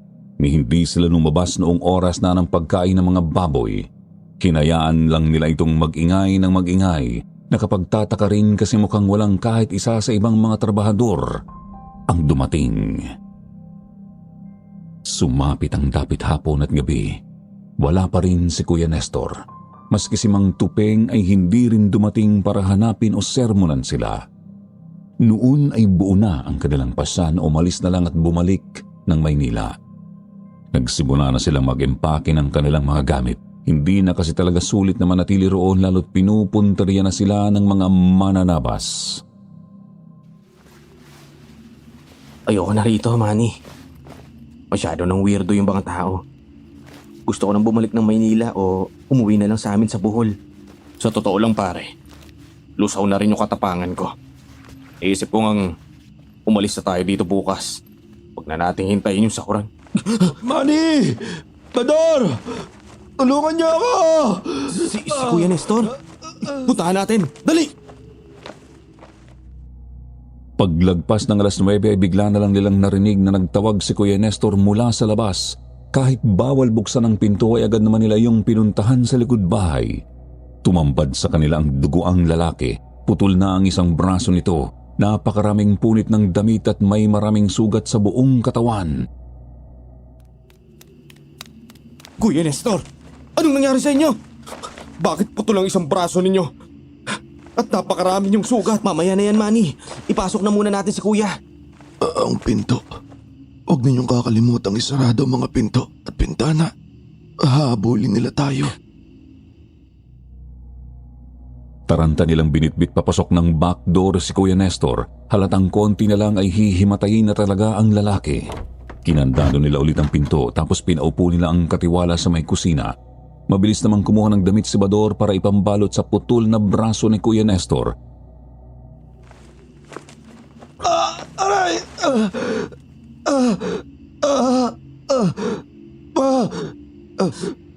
Tiisin nyo na lang po muna, kuya. Kailangan natin mapatigil ang pagdurugo ng braso nyo. Ano po ba kasing nangyari, kuya? Bakit bigla na lang kayo umalis kanina? Tapos ganito na kayo nang bumalik? Pinuntahan ko si Tupeng. Isa sa mga mananabas. Si Bossing? Mananabas? Paano? Hindi ko rin alam lahat tungkol kay Tupeng. Basta ang narinig ko lang, kasapi siya sa kulto ng mga mananabas. Nagmula siya sa angka ng mga aswang. Yung mga trabahador niya, mga aswang din ang mga yon. Kinupkup niya ako nung binatilyo pa lang ako. Nangako siya sa akin hindi niya ako sasaktan. Basta, hindi ko siya tatraidorin. Pero, ngayon, pinupunterihan niya tayo. Nagkanda patong-patong na ang hilakbot ng dalawa. Una ay hindi sila makapaniwalang isa sa mga mananabas si Mang Tupeng. At ikalawa, ayun nga at may kumakatok na sa backdoor. 3 katok. Hihinto tapos uulit na naman. Nagsimula sa mahihinang katok ngunit palakas din ito ng palakas.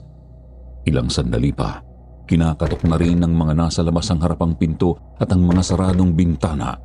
Bukod pa ay may naririnig na naman silang bumubulong na animoy nag-uusal ng dasal. Anong nangyayari? Bakit parang ang lakas ng loob nila ngayon? Naku! May problema ba, Manny? Kuya, yung isang tsinelas mo, wala rito sa loob. Hindi. Oo nga. Naiwan mo yata sa bakuran, kuya.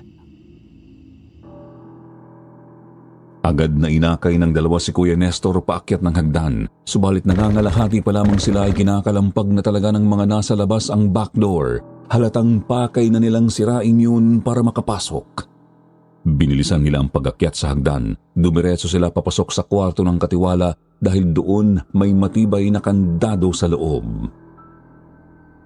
Naglakas loob na sumilip si Manny sa siwang ng tablang bintana. Siya ang mas matapang sa kanilang dalawa ni Bador pero namutla pa rin siya sa nakita.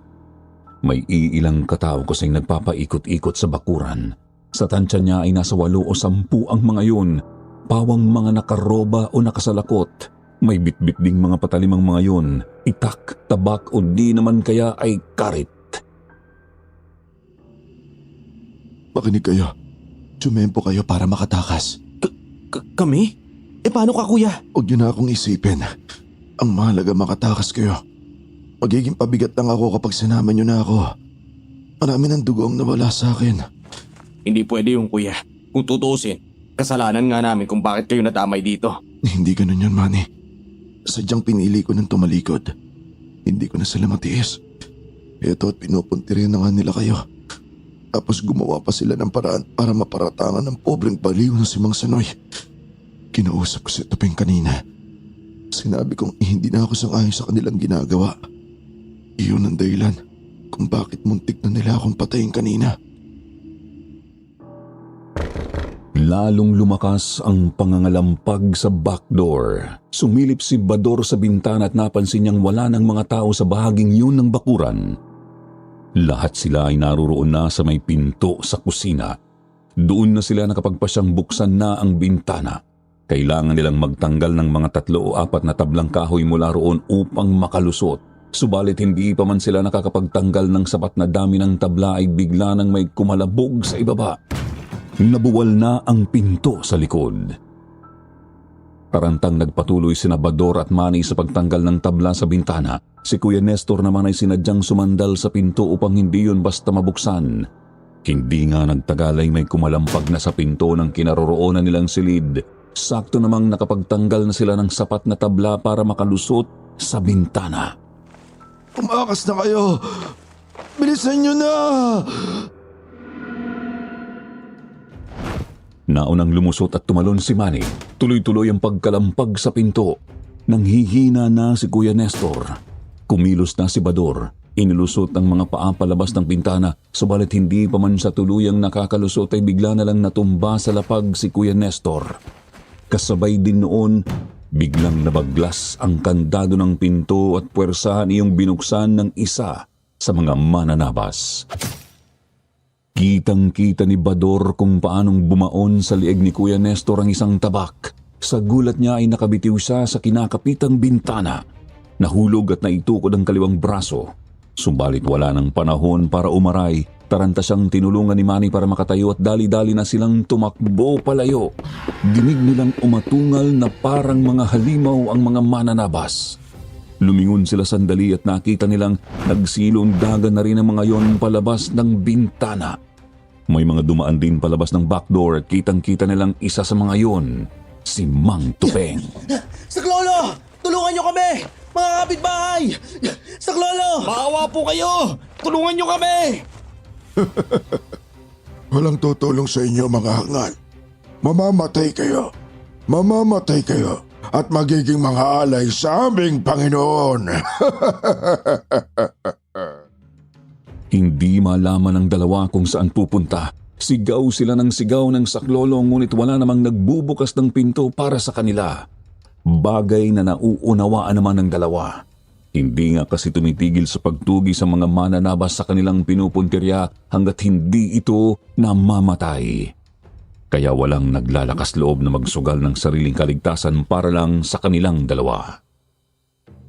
Naisip ng dalawa na dumiretso sa gubat. Marami nga namang mapagtataguan doon. Subalit sadyang nakabuntot lang sa kanila ang mga halimaw.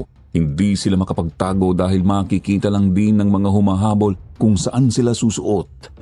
Ang nangyari, lalo silang nahirapan. Napakarami kasing mga halaman, damo, ugat at bato sa lupa. Idagdag pang buwan lang ang nagsisilbi nilang malamlam na liwanag. Isang pagkakamali lang ay siguradong madadapa na sila at madadali ng mga mananabas. Isang bagay na nangyari nga.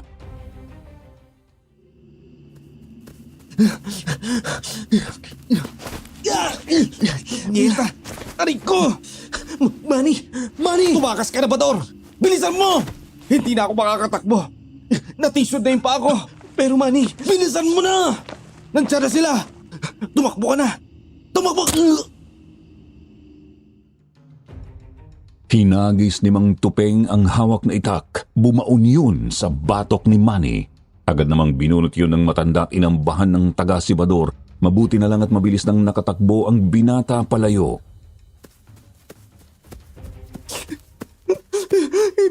Hindi! Manny!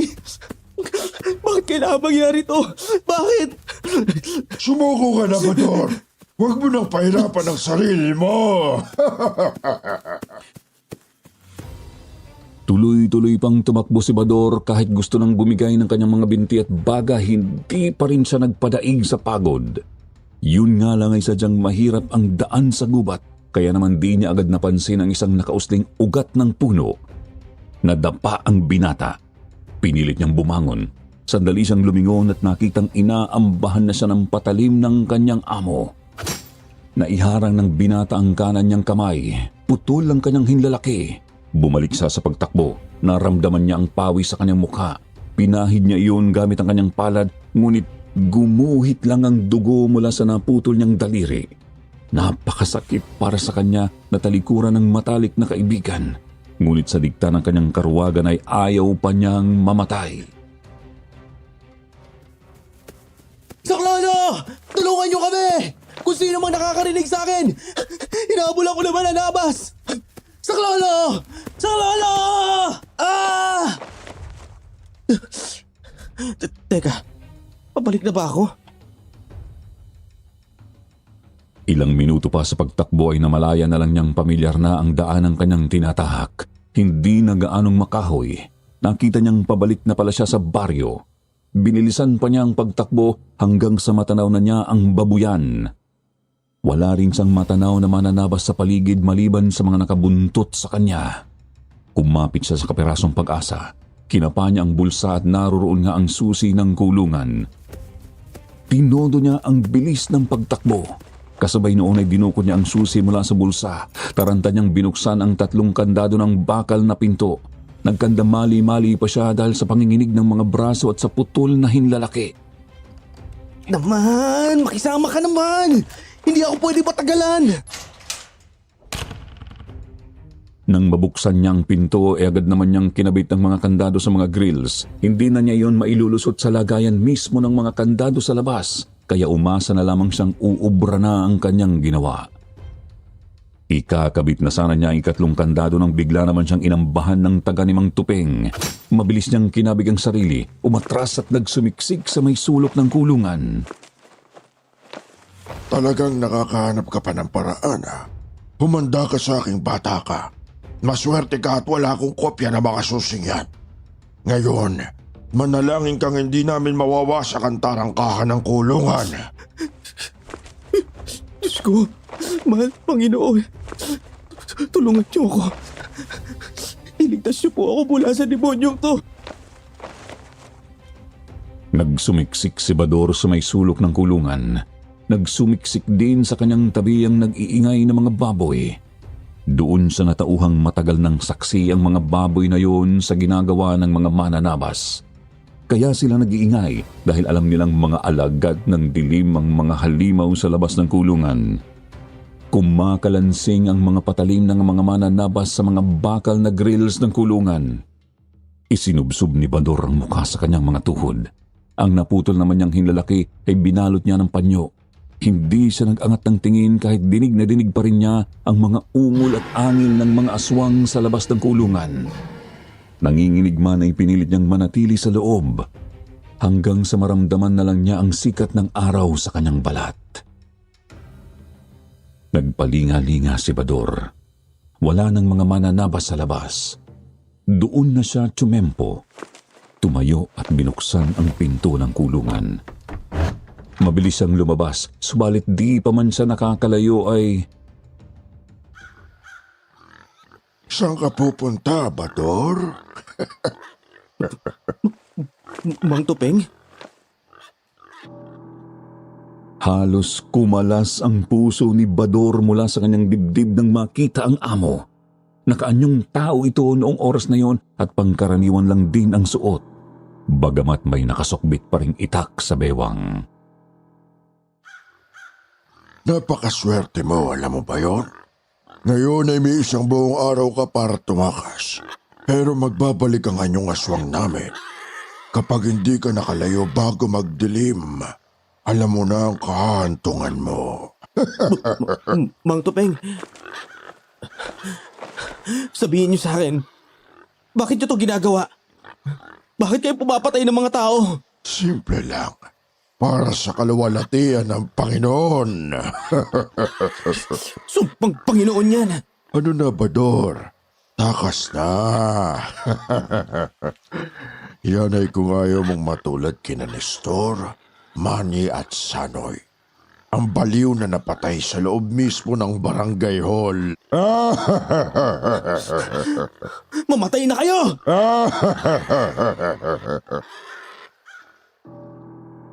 Dali-daling umalis ng baryong yun si Bador. Wala siyang dala ni pisong duling. Di niya pinansin ang bulungan tungkol sa pinatay na matanda sa barangay hall. Nakarating siya sa may terminal ng bus pero di rin siya nagtagal doon. Agad siyang umalis upang makalayo sa lugar na nagdulot sa kanya ng matinding hilakbot. Mamamatay ka. Hindi mo kami matatakasan. Mamamatay ka. Mamamatay ka. Mamamatay ka.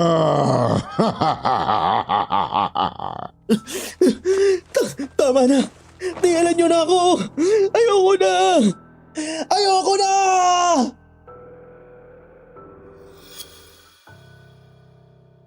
Nagpalaboy-laboy si Bador sa loob ng napakatagal na panahon. Halos mawala na sa sarili dahil ramdam niyang nakasunod lang sa kanya ang mga mananabas. Pinilit lang talaga niyang magpakatatag dahil gusto niyang makauwi sa kanila sa Bohol. Nakarating sa kung saan saang lungsod si Bador. Namasukan siya sa iba't ibang mga raket. Paminsan-minsan pa nga, kinakapalan na niya ang mukha at nanlilimos sa mga bangketa. Tinitipid din niya ang sariling pagkain. Lahat ay para lang makaipon ng pamasahe pauwi. Sa buong panahong yon, hindi sa tinantanan ng kanyang mga ilusyon tungkol sa mga mananabas. Nang makaipon, hindi siya Agad siyang bumiyahe papuntang Bohol. Subalit hindi na niya nadatnang buhay ang pinakamamahal na nanay. Tuluyan na pala kasi itong ginupok ng iniindang karamdaman. Dahil doon, tuluyan na ring nasiraan ng bait ang binata. Bagamat hindi man siya pisikal na napaslang ng mga mananabas, nagtagumpay naman ang mga ito na kiklin niya ang sariling buhay.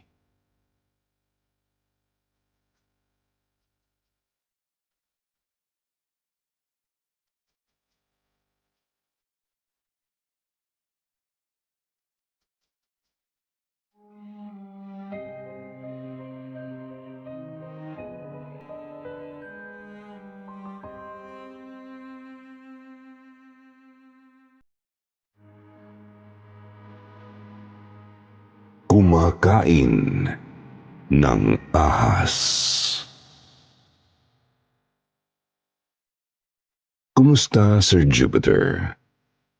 Magandang umaga, hapon o gabi rin sa lahat ng mga listeners ninyo saang mangdako ng mundo.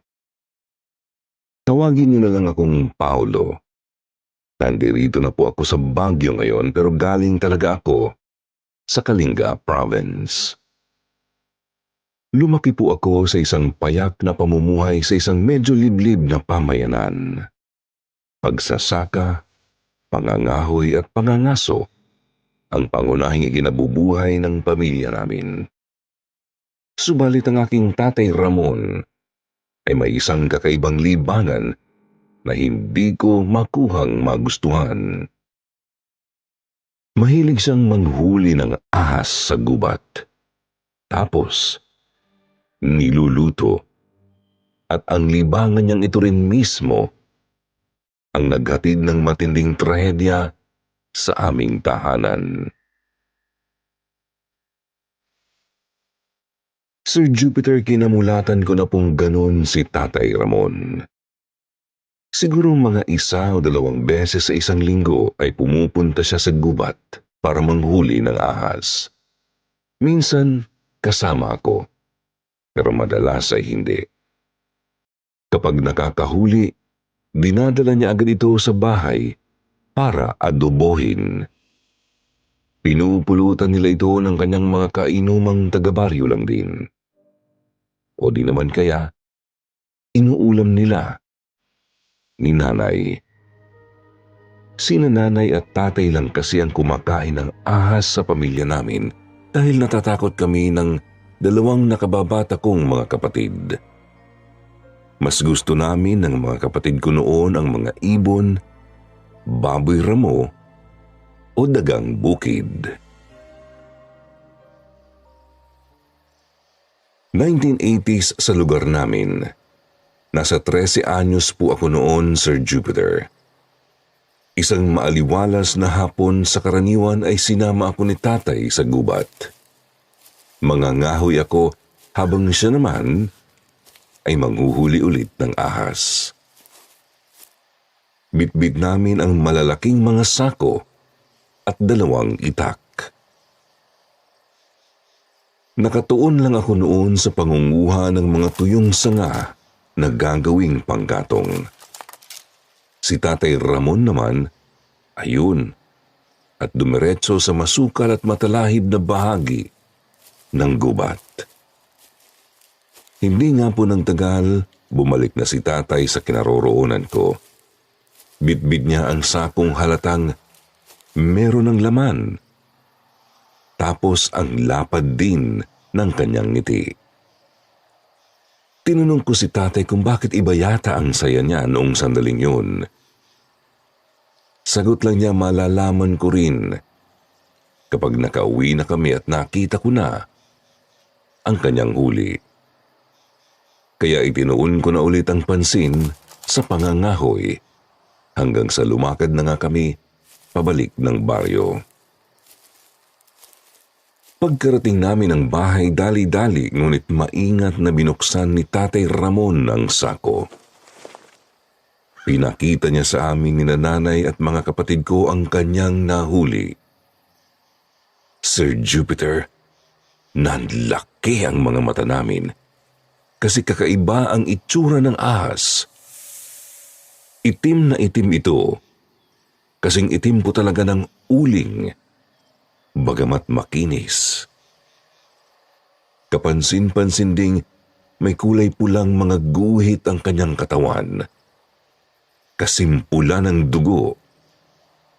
Pero halata namang hindi yun pahiwatig ng anumang sakit ng ahas, kundi sadyang ganun na talaga ang kulay ng iilan niyang kaliskis.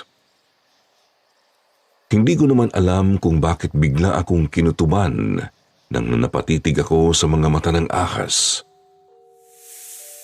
Hindi yun pinapalabas ni tatay sa sako kasi baka makatakas o masaktan kami. Pero kinikilabutan ako sa mga mata niya.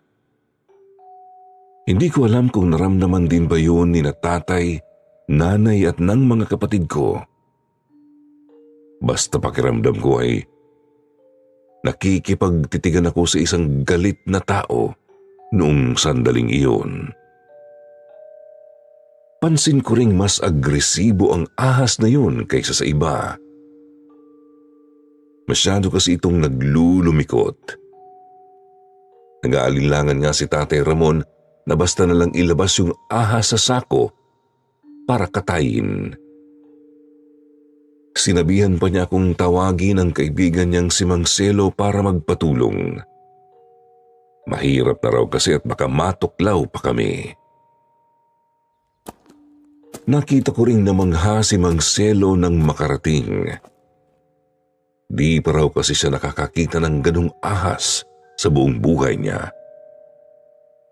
Kaya naman nang tawag pa siya ng dalawang kainuman nila ni tatay, tsaka sinimulan na nilang katayin ang ahas. Opo, nagpupumiglas pero wala na rin itong nagawa nang mapugutan gamit ang itak na bagong hasa. Gaya ng inaasahan, inadobo po nila ang ahas para gawing pulutan. Nagdala na rin kasi yung mga kaibigan ni tatay ng lambanog. Naging maingay nga po ang bakuran namin dahil sa tawanan at kwentuhan ng mga naglalasing. Kami namang magkakapatid ay inihaw na manok ang inulam sa hapunan. Doon kami kumain sa kusina, sa loob mismo ng bahay namin. Pagkatapos kumain at maghugas ng pinggan, nagpahinga lang ako sandali tsaka humiga na rin. Hindi ako nakatulog agad kasi hindi mawala-wala sa isip ko ang mga mata ng ahas. Hindi ko masabi kung galit ba ito o nagmamakaawa sa akin. Ang totoo nga po niyan, Sir Jupiter, nakaramdam ako ulit ng kaba noon. Napatingin sa bintana, pero wala naman akong nakitang kakaiba.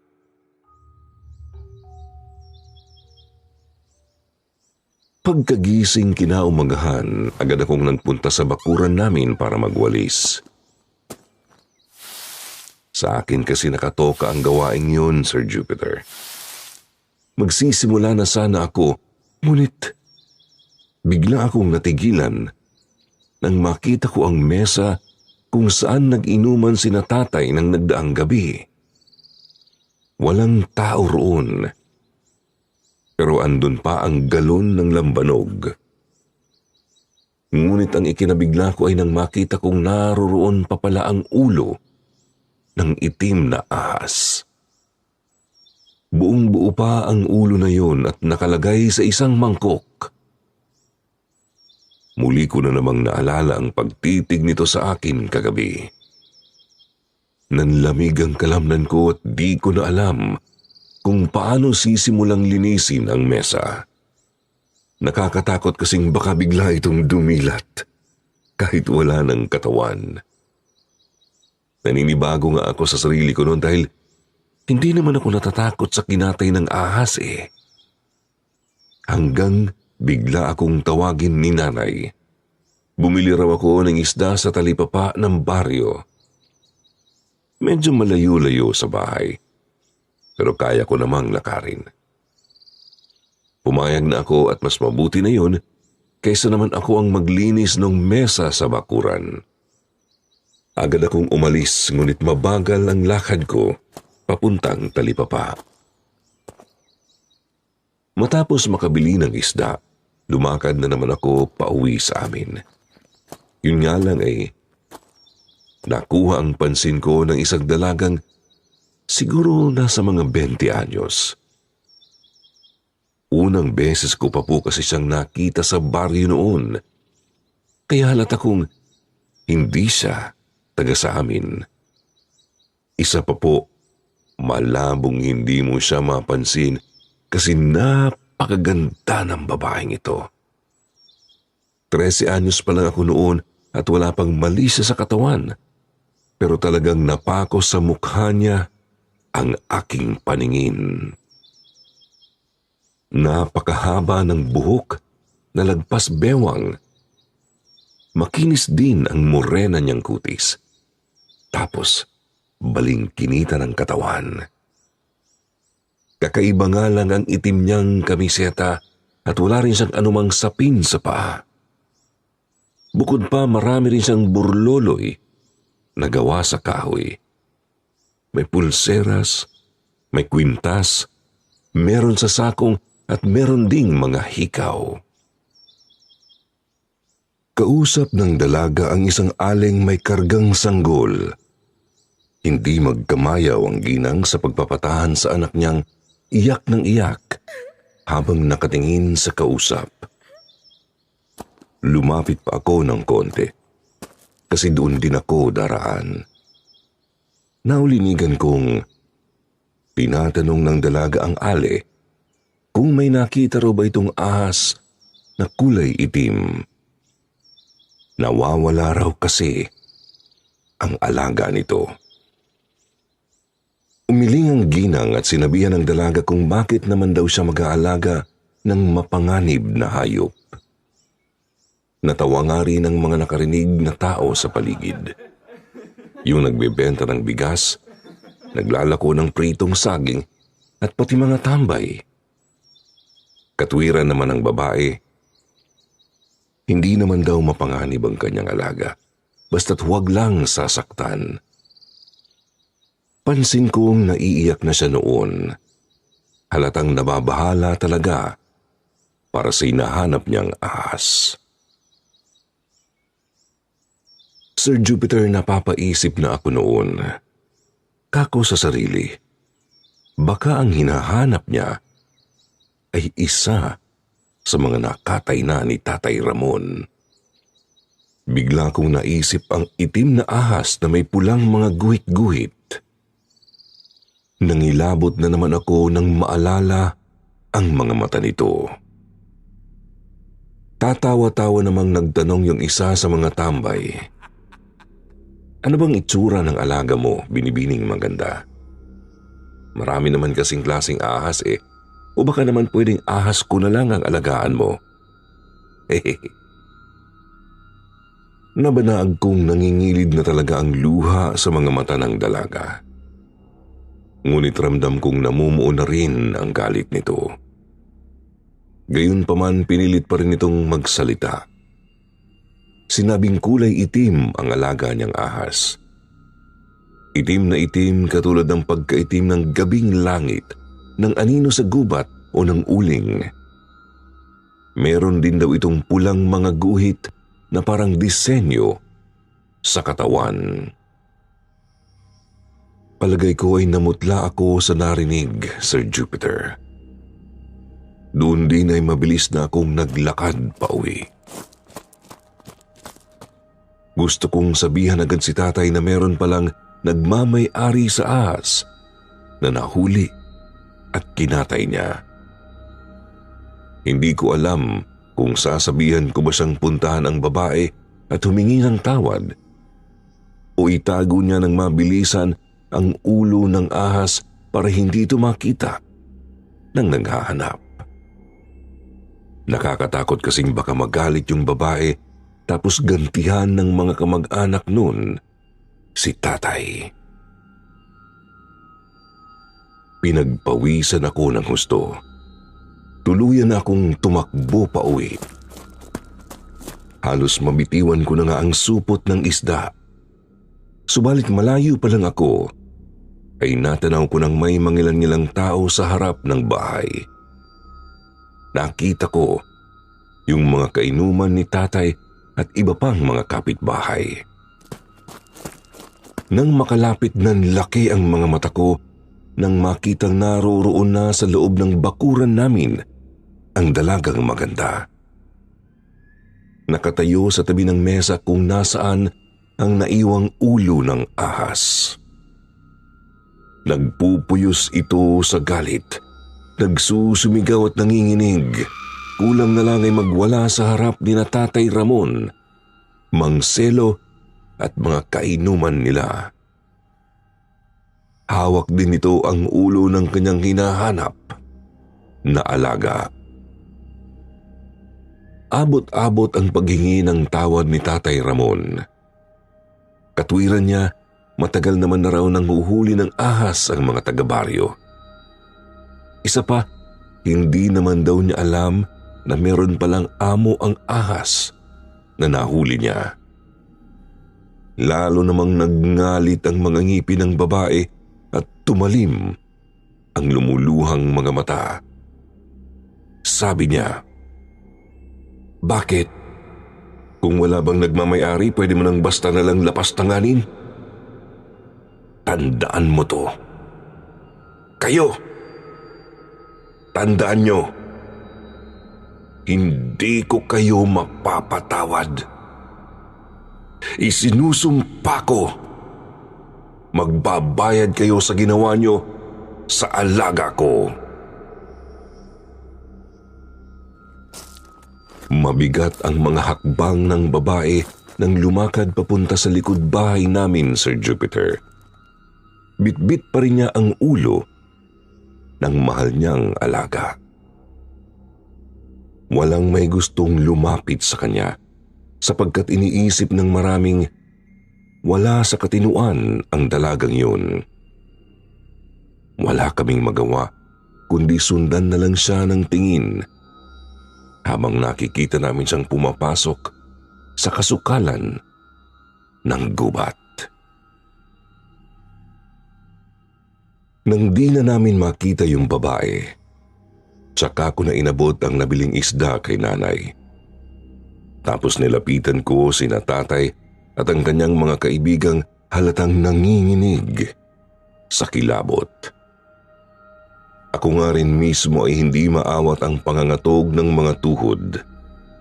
Sinabi ko pa kina tatay na tumawag na lang ng pari para hindi sila tablan ng sumpa. Yun lang kasi ang solusyong naisip ng mura kong isipan noon. Subalit sabi ni tatay, "Anak, hindi totoo ang mga sumpa-sumpa na yan. Huwag ka maniwala dun. Ang kinakatakot namin, baka bilang bumalik yun at manakit. Halata pa namang wala sa tamang katinuan yun eh." Napakamot na lang ako ng batok sa sinabi ni tatay. Sigurado kasi akong may hindi talaga tama sa babaeng yun. Meron siyang kakaibang kakayahan na hindi nagagawa ng pangkaraniwang tao.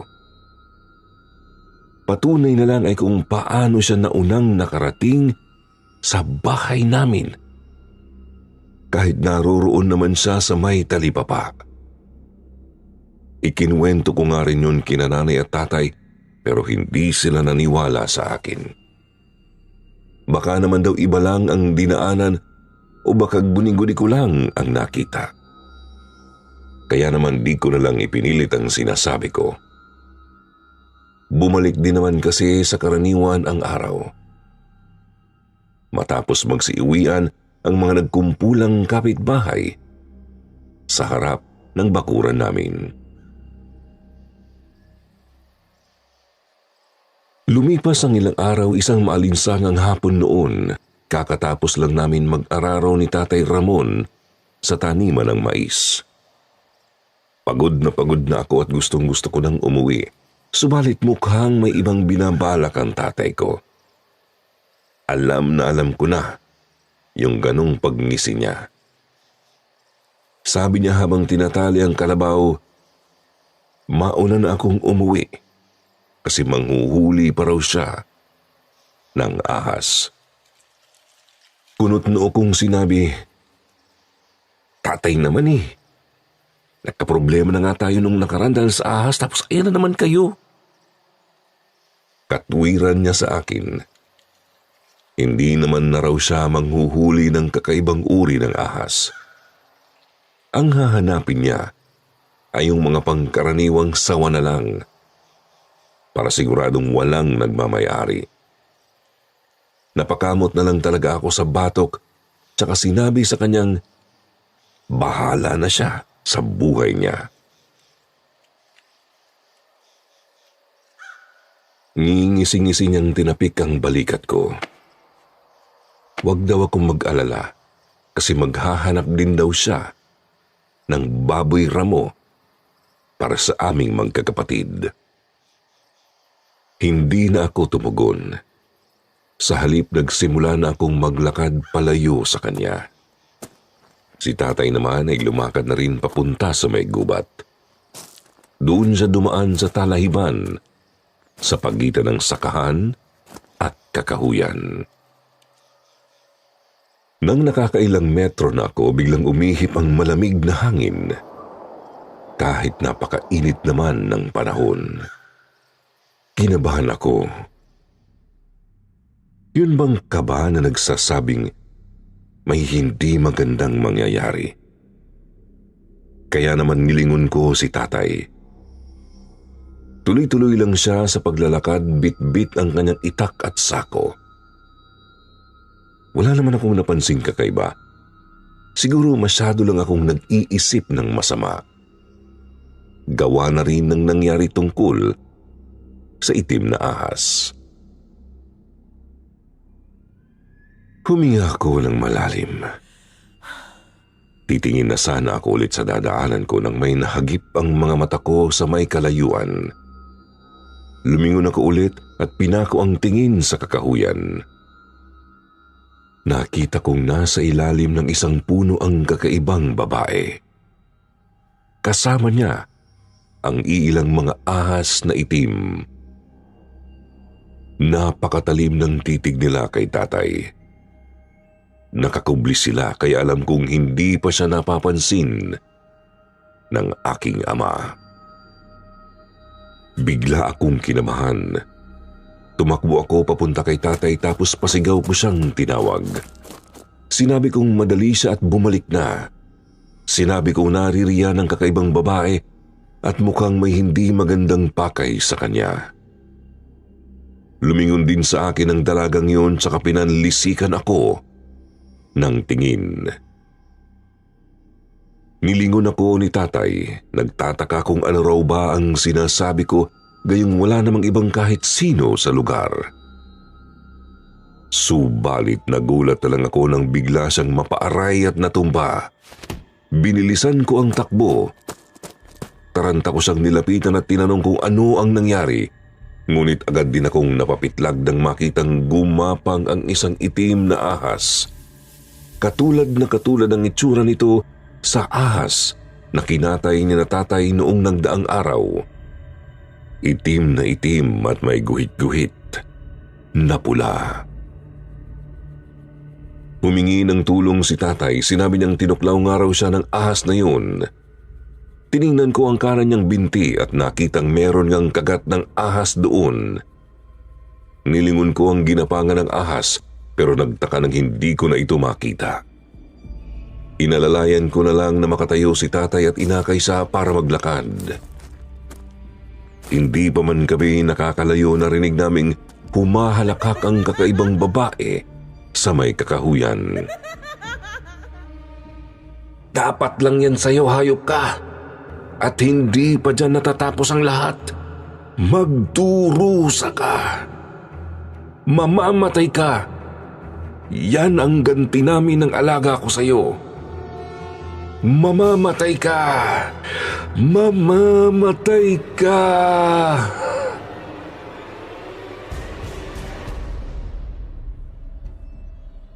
Sir Jupiter, napakatinding kilabot ang bumalot sa akin noon. Alam ko kasing may laman ang sinasabi ng babae. Sigurado akong hindi lang basta pagbabanta ang mga yun, kaya di ko maiwasang mapaisip kung ano ang mangyayari sa tatay ko. Anong pagdurusa kaya ang tinutukoy ng dalaga? Dagdag pa sa takot ko ay ang halakhak niyang mistulang pagtawa ng isang alagad ng dilim. Hindi ko na rin maramdaman ang init ng panahon dahil sa malamig na hangin at nanginginig kong kalamnan. Umaalingaw-ngaw sa utak ko ang tawa ng babae habang maingat kong inaakay si Tatay Ramon. Gusto ko na sanang tumakbo ng mabilis para malayuan agad ang nakakakilabot na dalaga. Pero di ko naman pwedeng basta na lang iwan si tatay. Mabagal at mahirap ngunit tuloy-tuloy lang ang usad namin pauwi. Hindi ko na matanaw ang babae sa paligid. Subalit tumatak na sa utak ko ang kanyang mga tawa at pagbabanta. Naghalo na nga po sa kalooban ko noon ang masidhing kilabot sa babae at matinding pag-aalala sa tatay ko. Kapansin-pansing tuloy-tuloy ang panghihina ni tatay. Nang lapitan ko siya ay pananakit ng natuklaw na binti lang naman ang kanyang nararamdaman. Ngunit ng ilang minuto na kaming nasa daan, palala ng palala ang kanyang panginginig. Hindi na rin niya halos maihakbang ang mga paa kahit naririyan ako para umalalay. Hanggang sa umabot sa puntong bumabagsak na talaga ang katawan ni Tatay Ramon. 13 anyos lang ako noon kaya hindi ko siya kayang buhatin. Malaking tao si tatay tapos bato-bato pa ang kalamnan. Kaya napilitan akong iwan muna sa may gilid ng daan. Tapos mabilis akong tumakbo para humingi ng saklolo. Mabuti na lang talaga at may nakakita sa aking kapitbahay na agad ding tumulong. Noong magtatakip silim na ay nakaalis na sina nanay para isugod sa ospital si tatay. Ginamit nila yung truck ng gulay ni Mang Selo. Si Mang Selo, yung isa sa mga kainuman ni Tatay Ramon. Hindi nga lang ako sumama sa ospital kasi kailangan kong bantayan ang mga nakababata kong kapatid. Pakiramdam ko noon na napakabagal ng usad ng gabi. Nakapaghapunan na lang kamit lahat tapos natapos na akong maghugas ng pinggan. Hindi pa rin sila nakakabalik. Inisip kong siguro bukas pa sila makakauwi o baka abutin pa sila ng ilang araw. Sana lang talaga ay ayos lang si Tatay Ramon. Sana hindi totoo ang mga masasamang hinala ko tungkol sa banta at sumpa ng babae. Sana talaga isang dalagang may kapansanan sa pag-iisip lang yun at hindi isang nilalang na gumagamit ng kung anong kakayahan. Hindi ako nakatulog noong gabing yun. Hindi kasi talaga ako mapalagay kakaisip kay Tatay Ramon. Isa pa tuwing napapapikit ako naririnig ko ang boses ng kakaibang babae. Pakiramdam ko naririyan lang siya sa malapit at nagmamasid. Pakiramdam ko nag-aabang lang siya sa mga mangyayari kay tatay. Nababahala na nga rin ang mga kapatid ko sa akin Sabi ng kapatid kong 11 anyos noon, baka ako naman daw ang magkasakit. Kinabukasan ng hapon, nakauwi naman po sina nanay at tatay. Ang problema, wala pa rin sa ayos ang kalagayan ni Tatay Ramon. Naturukan naman daw ng pangontra sa kamandag ng ahas si tatay, pero iba sa inaasahan ng mga doktor ang naging resulta. Una, masyado raw matindi ang kamandag ng ahas na nakatuklaw kay tatay. Mga 5 oras lang dapat ay sigurado na ang kanyang kamatayan. Pero hindi ito nangyari. Lumipas na ang ilang oras ay buhay pa rin ang tatay ko. Ikalawa, naturukan nga siya ng tamang pangontra. Pero hindi naman nawala ang mga sintomas na pinapakita ng katawan ni tatay. Masyado pa rin itong nanghihina, nahihilo-hilo, nanginginig, at nilalagnat. Hinala raw ng mga doktor baka may ibang karamdaman si tatay na lumabas lang dahil sa tuklaw ng ahas. Sinuri nila ang tatay ko pero ilang oras o araw pa raw ang aabutin bago lumabas ang resulta ng pagsusuri. Kaya pinili muna ni nanay na ilabas sa ospital si tatay para hindi lumobo ng gusto ang bayarin. Babalik na lang daw bukas para kunin ang resulta. Sir Jupiter, alalang-alala at awang-awa ako kay Tatay Ramon noon. Hirap na hirap kasi siyang gumagalaw.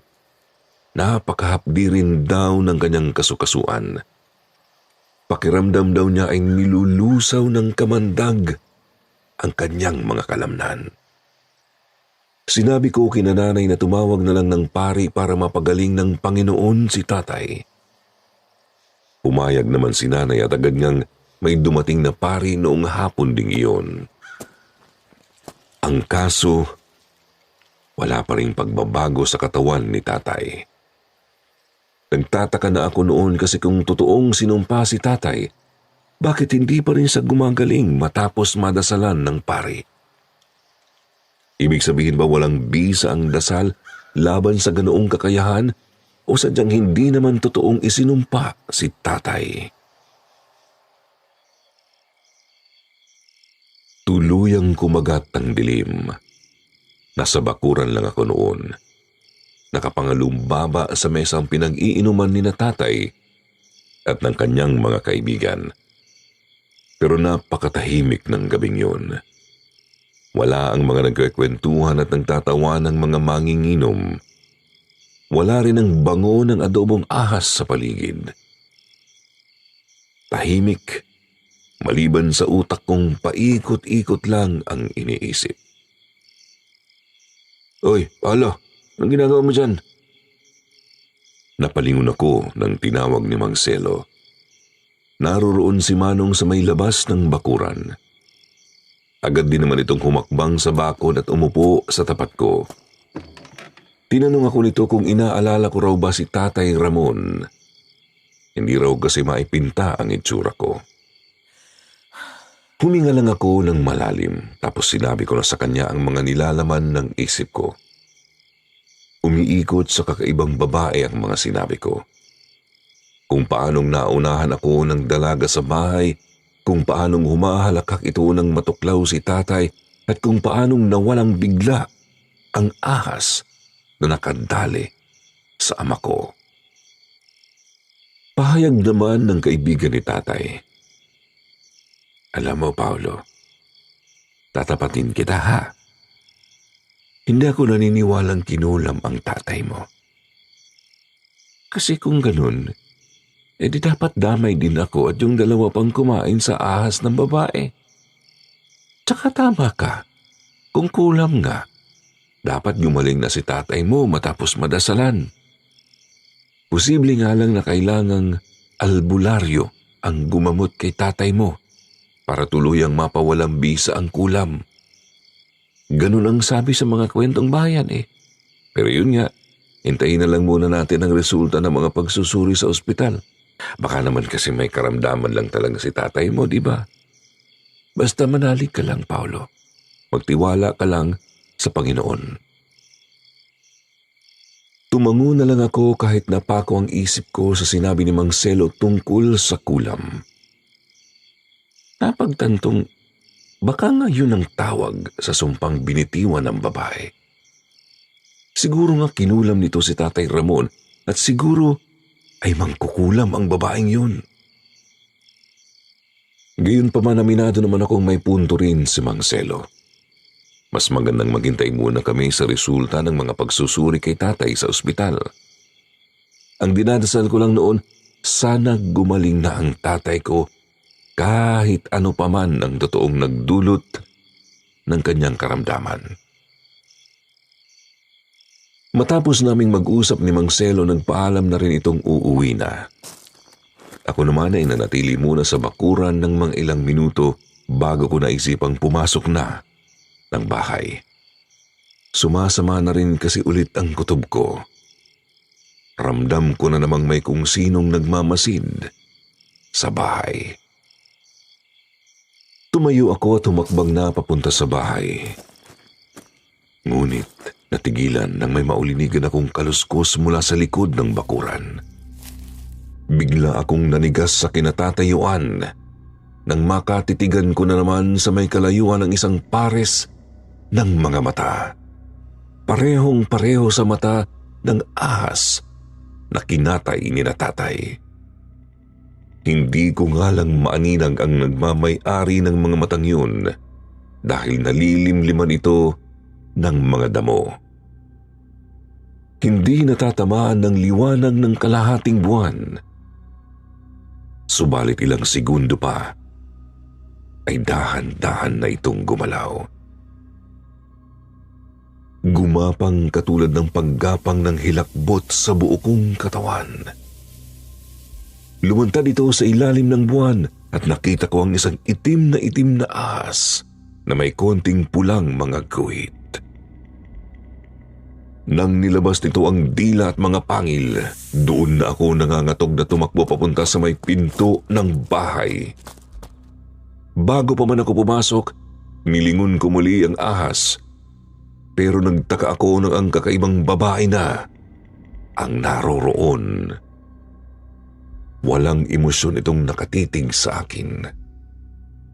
Magkatulad din ng mga mata nila ng ahas, tsaka meron din siyang dila at mga pangil na pareho sa kanyang mga alaga. Saglit lang akong nalingat pero hindi ko na makita ang ahas. Sa takot ko dali-dali na akong pumasok ng bahay. Sinarado ang mga bintana at kinandado ang pinto. Nilapitan ako ni nanay. Tinanong niya kung bakit pawis na pawis ako, tapos hinihingal pa ako at namumutla. Umiling lang ako at pumunta na sa kwarto namin ng mga kapatid ko. Pipikit na sana ako nang bigla kong mapamulagat dahil sa isang kakaibang kaluskos. Pakiramdam ko talaga noon ay kumalas na ang kaluluwa ko dahil sa matinding gulat at kilabot. Tunog yun ng isang hayop sa labas ng kwarto namin. Gumagapang sa mismong dingding namin, paakyat sa bubungan. Nang makarating na ito sa taas, sunod kong narinig ang mga yabag ng isang taong naglalakad. Sigurado akong mga yabag ng tao yon at hindi ng isang pusa. Napakabibigat kasi ng mga yon at halatang nag-iingat sa paghakbang. Bawat tapak nito sa bubong, palakas din ng palakas ang kabog ng aking dibdib. Tuloy-tuloy lang itong naglakad hanggang sa makarating doon banda sa ibabaw ng kwarto ng mga magulang ko. Ilang sandali pa narinig kong sumigaw si nanay. "Sino kang demonyo ka? Umalis ka riyan sa bubong. Hindi mo kami masasaktan ng pamilya ko. Layas!" Sir Jupiter, kinabahan ako kasi baka magalit ito sa mga sinasabi ni nanay. Subalit lalo lang akong nahingtakutan nang marinig kong may tumatawa sa bubong. Halakak ito, nakatunog ng boses ng kakaibang babae. Doon na ako lumabas ng kwarto naming magkakapatid. Nakita ko si nanay na nasa may pinto ng kanilang silid ni tatay. Hawak niya ang itak na pangkatay. Tinanong ko si nanay kung ano bang kailangan ng babae sa amin at bakit ito nasa bubong. Kunot noo namang tumingin sa akin ang nanay ko. Sinabi niyang wala naman daw siyang naririnig na babae sa bubong. Subalit kutob niya ay may kung anong hayop o aswang sa ibabaw ng bahay namin. Sir Jupiter, dinig ko pa rin ang tawa ng babae kasabay ng kanyang mga yabag. Ngunit nagtataka ako na kung bakit di siya naririnig ni nanay.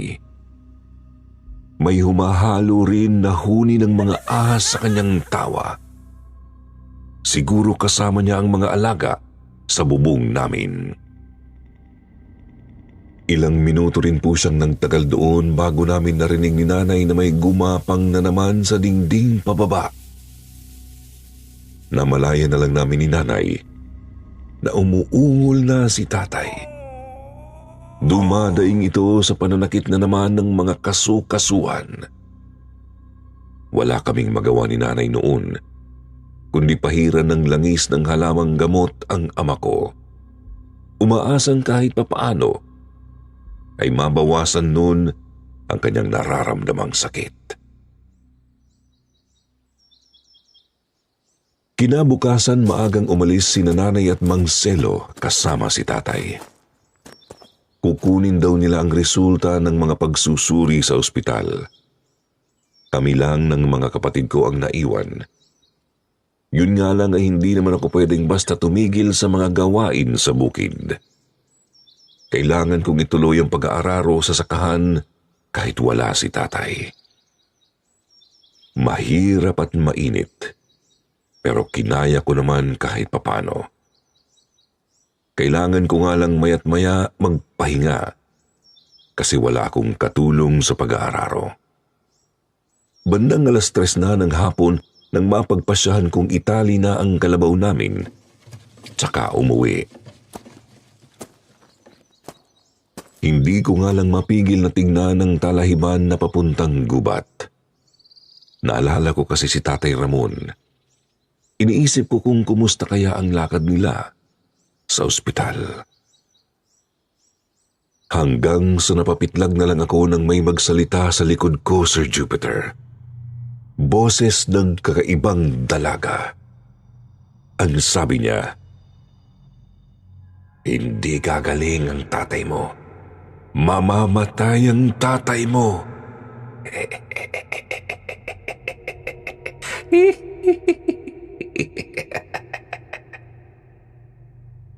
Umagikhik ang babae. Nanginginig akong napalingon sa kanya. Paulit-ulit ang sinasabi niya tungkol kay tatay hanggang sa tuluyan na akong mapaiyak sa kilabot. Yumukod ako sa harap ng dalaga at tumagulhol. Pagmamakaawa ko, "Ate, nagmamakaawa po ako. Tigilan niyo na po si tatay. Nakikiusap po ako." "Opo, nagkamali si tatay pero sana mapatawad niyo na ho siya.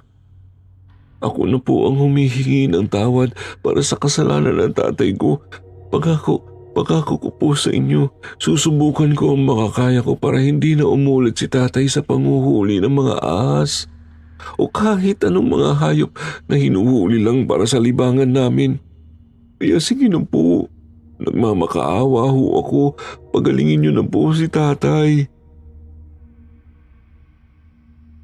Nakita kong napahinto ang babae at lumambot ang tingin niya sa akin. Bagamat ramdam ko pa rin ang matindi niyang galit.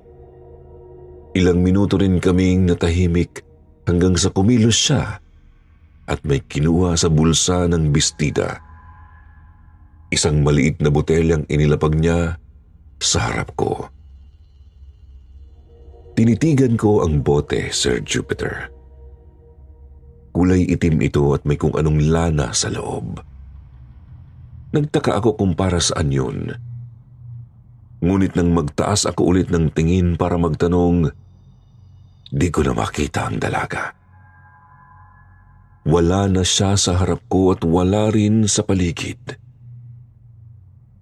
Binaling ko ulit ang mga mata sa bote hanggang sa naisip ko na itong ibulsa. Magulo ang isip ko habang naglalakad pa uwi. Hindi ko alam kung ipapahid ba yung langis na laman ng bote kay Tatay Ramon o ipapainom sa kanya. Nakarating na lang ako at lahat sa baryo magulo pa rin ang utak ko. Subalit agad ko ring naiwaglit ang iniisip nang makitang nasa bahay na pala si nanay. Tinanong ko si nanay kung ano ang balita. Sabi niya kakaiba raw ang sakit ni Tatay Ramon kasi hindi raw matukoy ng mga dalubhasa ang kanyang kalagayan. Wala raw kasing lumalabas na mali sa mga pagsusuring ginawa sa kanya. Doon ay tumuloy na ako sa loob ng bahay. Nakita kong lumalapan ng husto ang kalagayan ni tatay. Grabe na ang panginginig ng ama ko.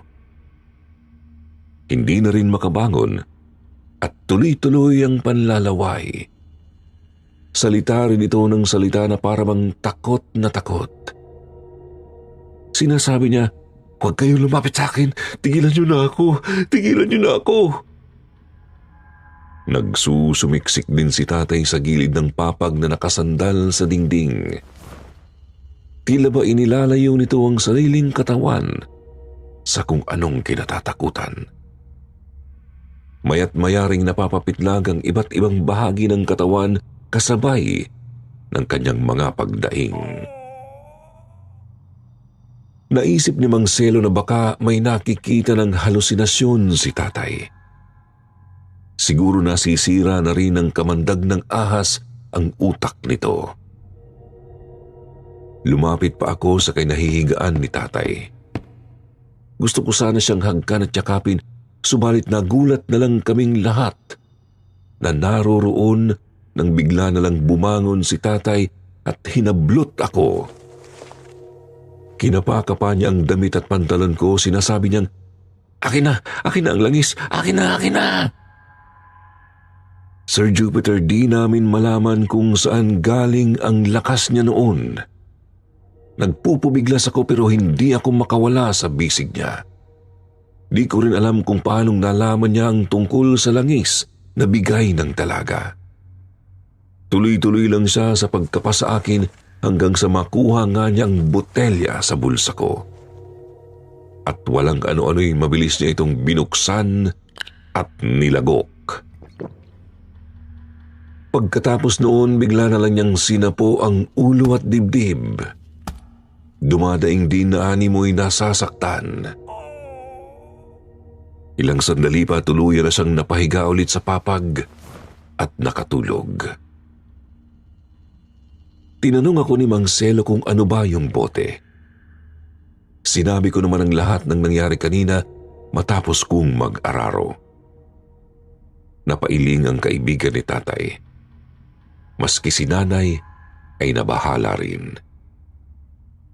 Hindi raw kasi kami sigurado kung ano yung langis na yun. Kaya mas mabuting bantayan ng maigi si tatay. Nakakatakot kasi at baka tuluyan ng maalanganin ang buhay niya dahil doon. Gumulong ang oras, hindi nagigising si tatay. Bagamat maayos naman ang kanyang paghinga, tibok ng puso at pulso. Kami na lang ni nanay at ng mga kapatid ko ang nagbabantay sa kanya. Umuwi na kasi si Mang Selo. Lumalim na ang gabi. Wala pa rin talagang pinagbago sa kalagayan ng ama ko. Napatulog ko na nga lang lahat ng mga kapatid ko at ako naman mas piniling makipagsalita na lang kay nanay sa pagbabantay kay tatay. Total di rin naman ako makatulog. Mga bandang 3:00 po ng madaling araw, biglang dumilat ang tatay ko. Bumangon din ito at tinanong kami ni nanay kung ano bang nangyari. Ang huli raw kasi niyang natatandaan ay tinuklaw siya ng ahas ng tawagin ko. Nagtaka kami ni nanay kasi kung titignan ay parang nagising lang si tatay mula sa mahabang pagkakatulog. Hindi na siya naghihina. Lumusog na rin ulit ang katawan. Napakagana na nga pong kumain ng hinainan namin ng nilagang mais. Kaya naman tuwang-tuwa kami ni nanay sa tila milagrong nangyari. Ang di namin alam, paparating pa lang pala ang pinakamadilim na yugto ng buhay namin. Sir Jupiter, kapansin-pansing may mga nagbago sa ugali ni Tatay Ramon. Una, naging mainitin na ang ulo nito. Palagi na nga po na kaming napapagalitan ng mga kapatid ko. Galit siya agad kahit sa mga maliliit na bagay lang. Gaya ng kapag nakalimutan kong lagyan ng kutsara ang kanyang pinggan. Dati naman kalmado niya kaming kinakausap kapag nagpapasaway kami kahit matindi ang kasalanan namin. Isa pa po, ayaw na rin niyang kumain ng ahas. Gulat na gulat kami ni nanay nang biglang bulyawan ni tatay si Mang Selo kasi niyaya siya nitong manghuli ng ahas sa gubat. Huwag daw galawin ng mga ahas na hindi naman nananakit sa kanila. Ang mas nakakapagtaka pa po, Sir Jupiter, kinakaibigan pa niya ang mga ito. Nahuli ko pa nga pong kinakausap niya yung isang sawa na nakita niya sa may talahiban. Tsaka hinayaang makawala. Sa amin ni nanay, intindihin na lang daw. Baka raw kasi talagang nayanig lang ng pagkakatuklaw ng ahas ang pagkatao ni Tatay Ramon. Siguro ayaw na niyang matuklaw ulit at magkasakit. Subalit sadyang hindi na namin kayang unawain nang makita naman ni nanay na kinain ni tatay ang buong hiwa ng hilaw na karning baboy. Sandali lang namang iniwan ni nanay yung karne sa mesa para kumuha ng tanim na sibuyas sa bakuran. Pagbalik niya, naglalaway ng nginunguya ni tatay ang karne ng baboy. Kinilabutan ako ng husto. Si nanay naman ay tarantang pinigil si tatay, ngunit nagalit lang ito. Binulyawan niya si nanay, bakit daw ba siya pinipigilang kainin ang mga gusto niyang pagkain. Sinubukang makipagtalo ni nanay, Sir Jupiter, ngunit nagulat na lang kami nang sampalin siya ni tatay ng malakas. Isang bagay na hindi pa kailanman ginawa ni tatay. Dahil doon nasinghalan ko ang sarili kong ama. Tapos nagkulong kami ni nanay at ng mga kapatid ko sa kwarto. Baka kasi masaktan pa niya kaming lahat. Nakakatakot kasi meron pa naman siyang pangkatay na itak sa kusina. Pakiramdam namin, ibang tao na si tatay nang magising. Napakalayo na nito sa karaniwan niyang sarili. Iyak lang ng iyak si nanay. Dinig din naming galit na nagsasalita si tatay sa kusina kahit wala naman na itong kausap. Doon na namin nasiguradong wala pa rin sa sarili si Tatay Ramon. At lalo kaming kinabahan nang marinig naming lumabas si tatay ng bahay. Kahit nag-aalangan kaming pigilan si tatay, lakas loob pa rin kaming lumabas ni nanay. Kakalabas pa lang niya noon pero katakatakang napakalayo na nang nalalakad niya ng matanaw namin. Papunta ito sa may gubat. Pansin ko ring hindi ito tumitingin sa dinadaanan. Sigaw kami ng sigaw ni nanay. Nababahala naming tinatawag si tatay pero hindi kami nito nililingon. Tuloy-tuloy lang ito sa mabilis na paglalakad. Sumusuot sa mga matataas na talahib nang hindi man lang niya hinahawi ang makakating mga damo. Tumatakbo na rin kami ni nanay, maabutan lang si tatay. Pero nahihirapan kami kasi hindi kami nakapagdala ng itak na panghawi sa mga talahib. Tinanaw ko ulit si tatay at nakita kong dumapa ito tsaka gumapang ng mabilis sa lupa. Narinig ko ring garalgal itong humiihiyaw na animoy hayop gubat. Ilang minuto pa, hindi na namin matanaw si tatay. Hinala namin ay sumut na ito sa madilim na gubat. Kaya naman pinabalik na ako ni nanay sa baryo para humingi ng tulong.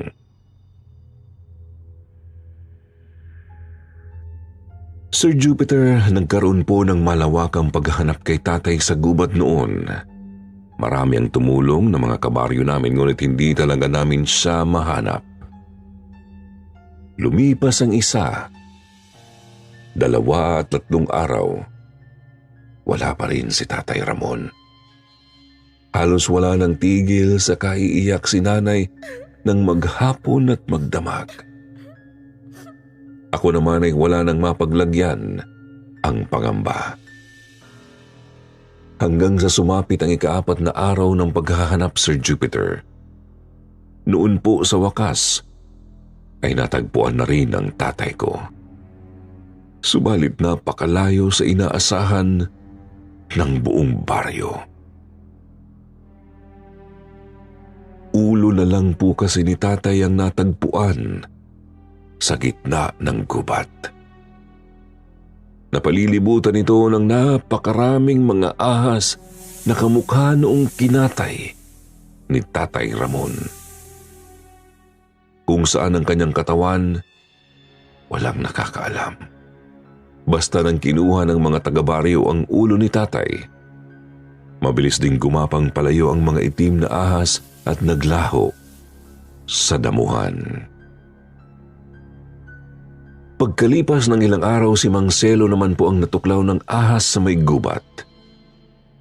Ganoon din po ang kanyang sinapit. Halos pareho lang sa pinagdaanan ni tatay. Nawala rin ito at ulo na lang ng matagpuan. At gayon din ang nangyari sa 2 pa nilang nakainuman. Simula po noon, nangako na kaming mga taga-baryo na hindi nakakain ng mga ahas. Hindi na rin kami manghuhuli ng mga ligaw na hayop gaya ng mga ibon at kahit baboy, Ramo. Ang kinakain na lang namin ay ang mga pinapalaking hayop gaya ng manok, baboy at baka. Hindi rin po nagtagal, lumipat na nga kami ni nanay rito sa Baguio. Hindi na kasi namin kayang sakahin ang lupang iniwan ni Tatay Ramon. Binenta na lang namin ito tsaka pinangnegosyo rito sa Baguio ang kinita namin. Isa pa, natatakot na rin kasi kaming baka makasalubong na naman namin ang kakaibang babae. Hanggang dito na lang po at sana po'y nagustuhan ninyo ang kwento ng pamilya ko. More power po sa inyo, Sir Jupiter, at God bless.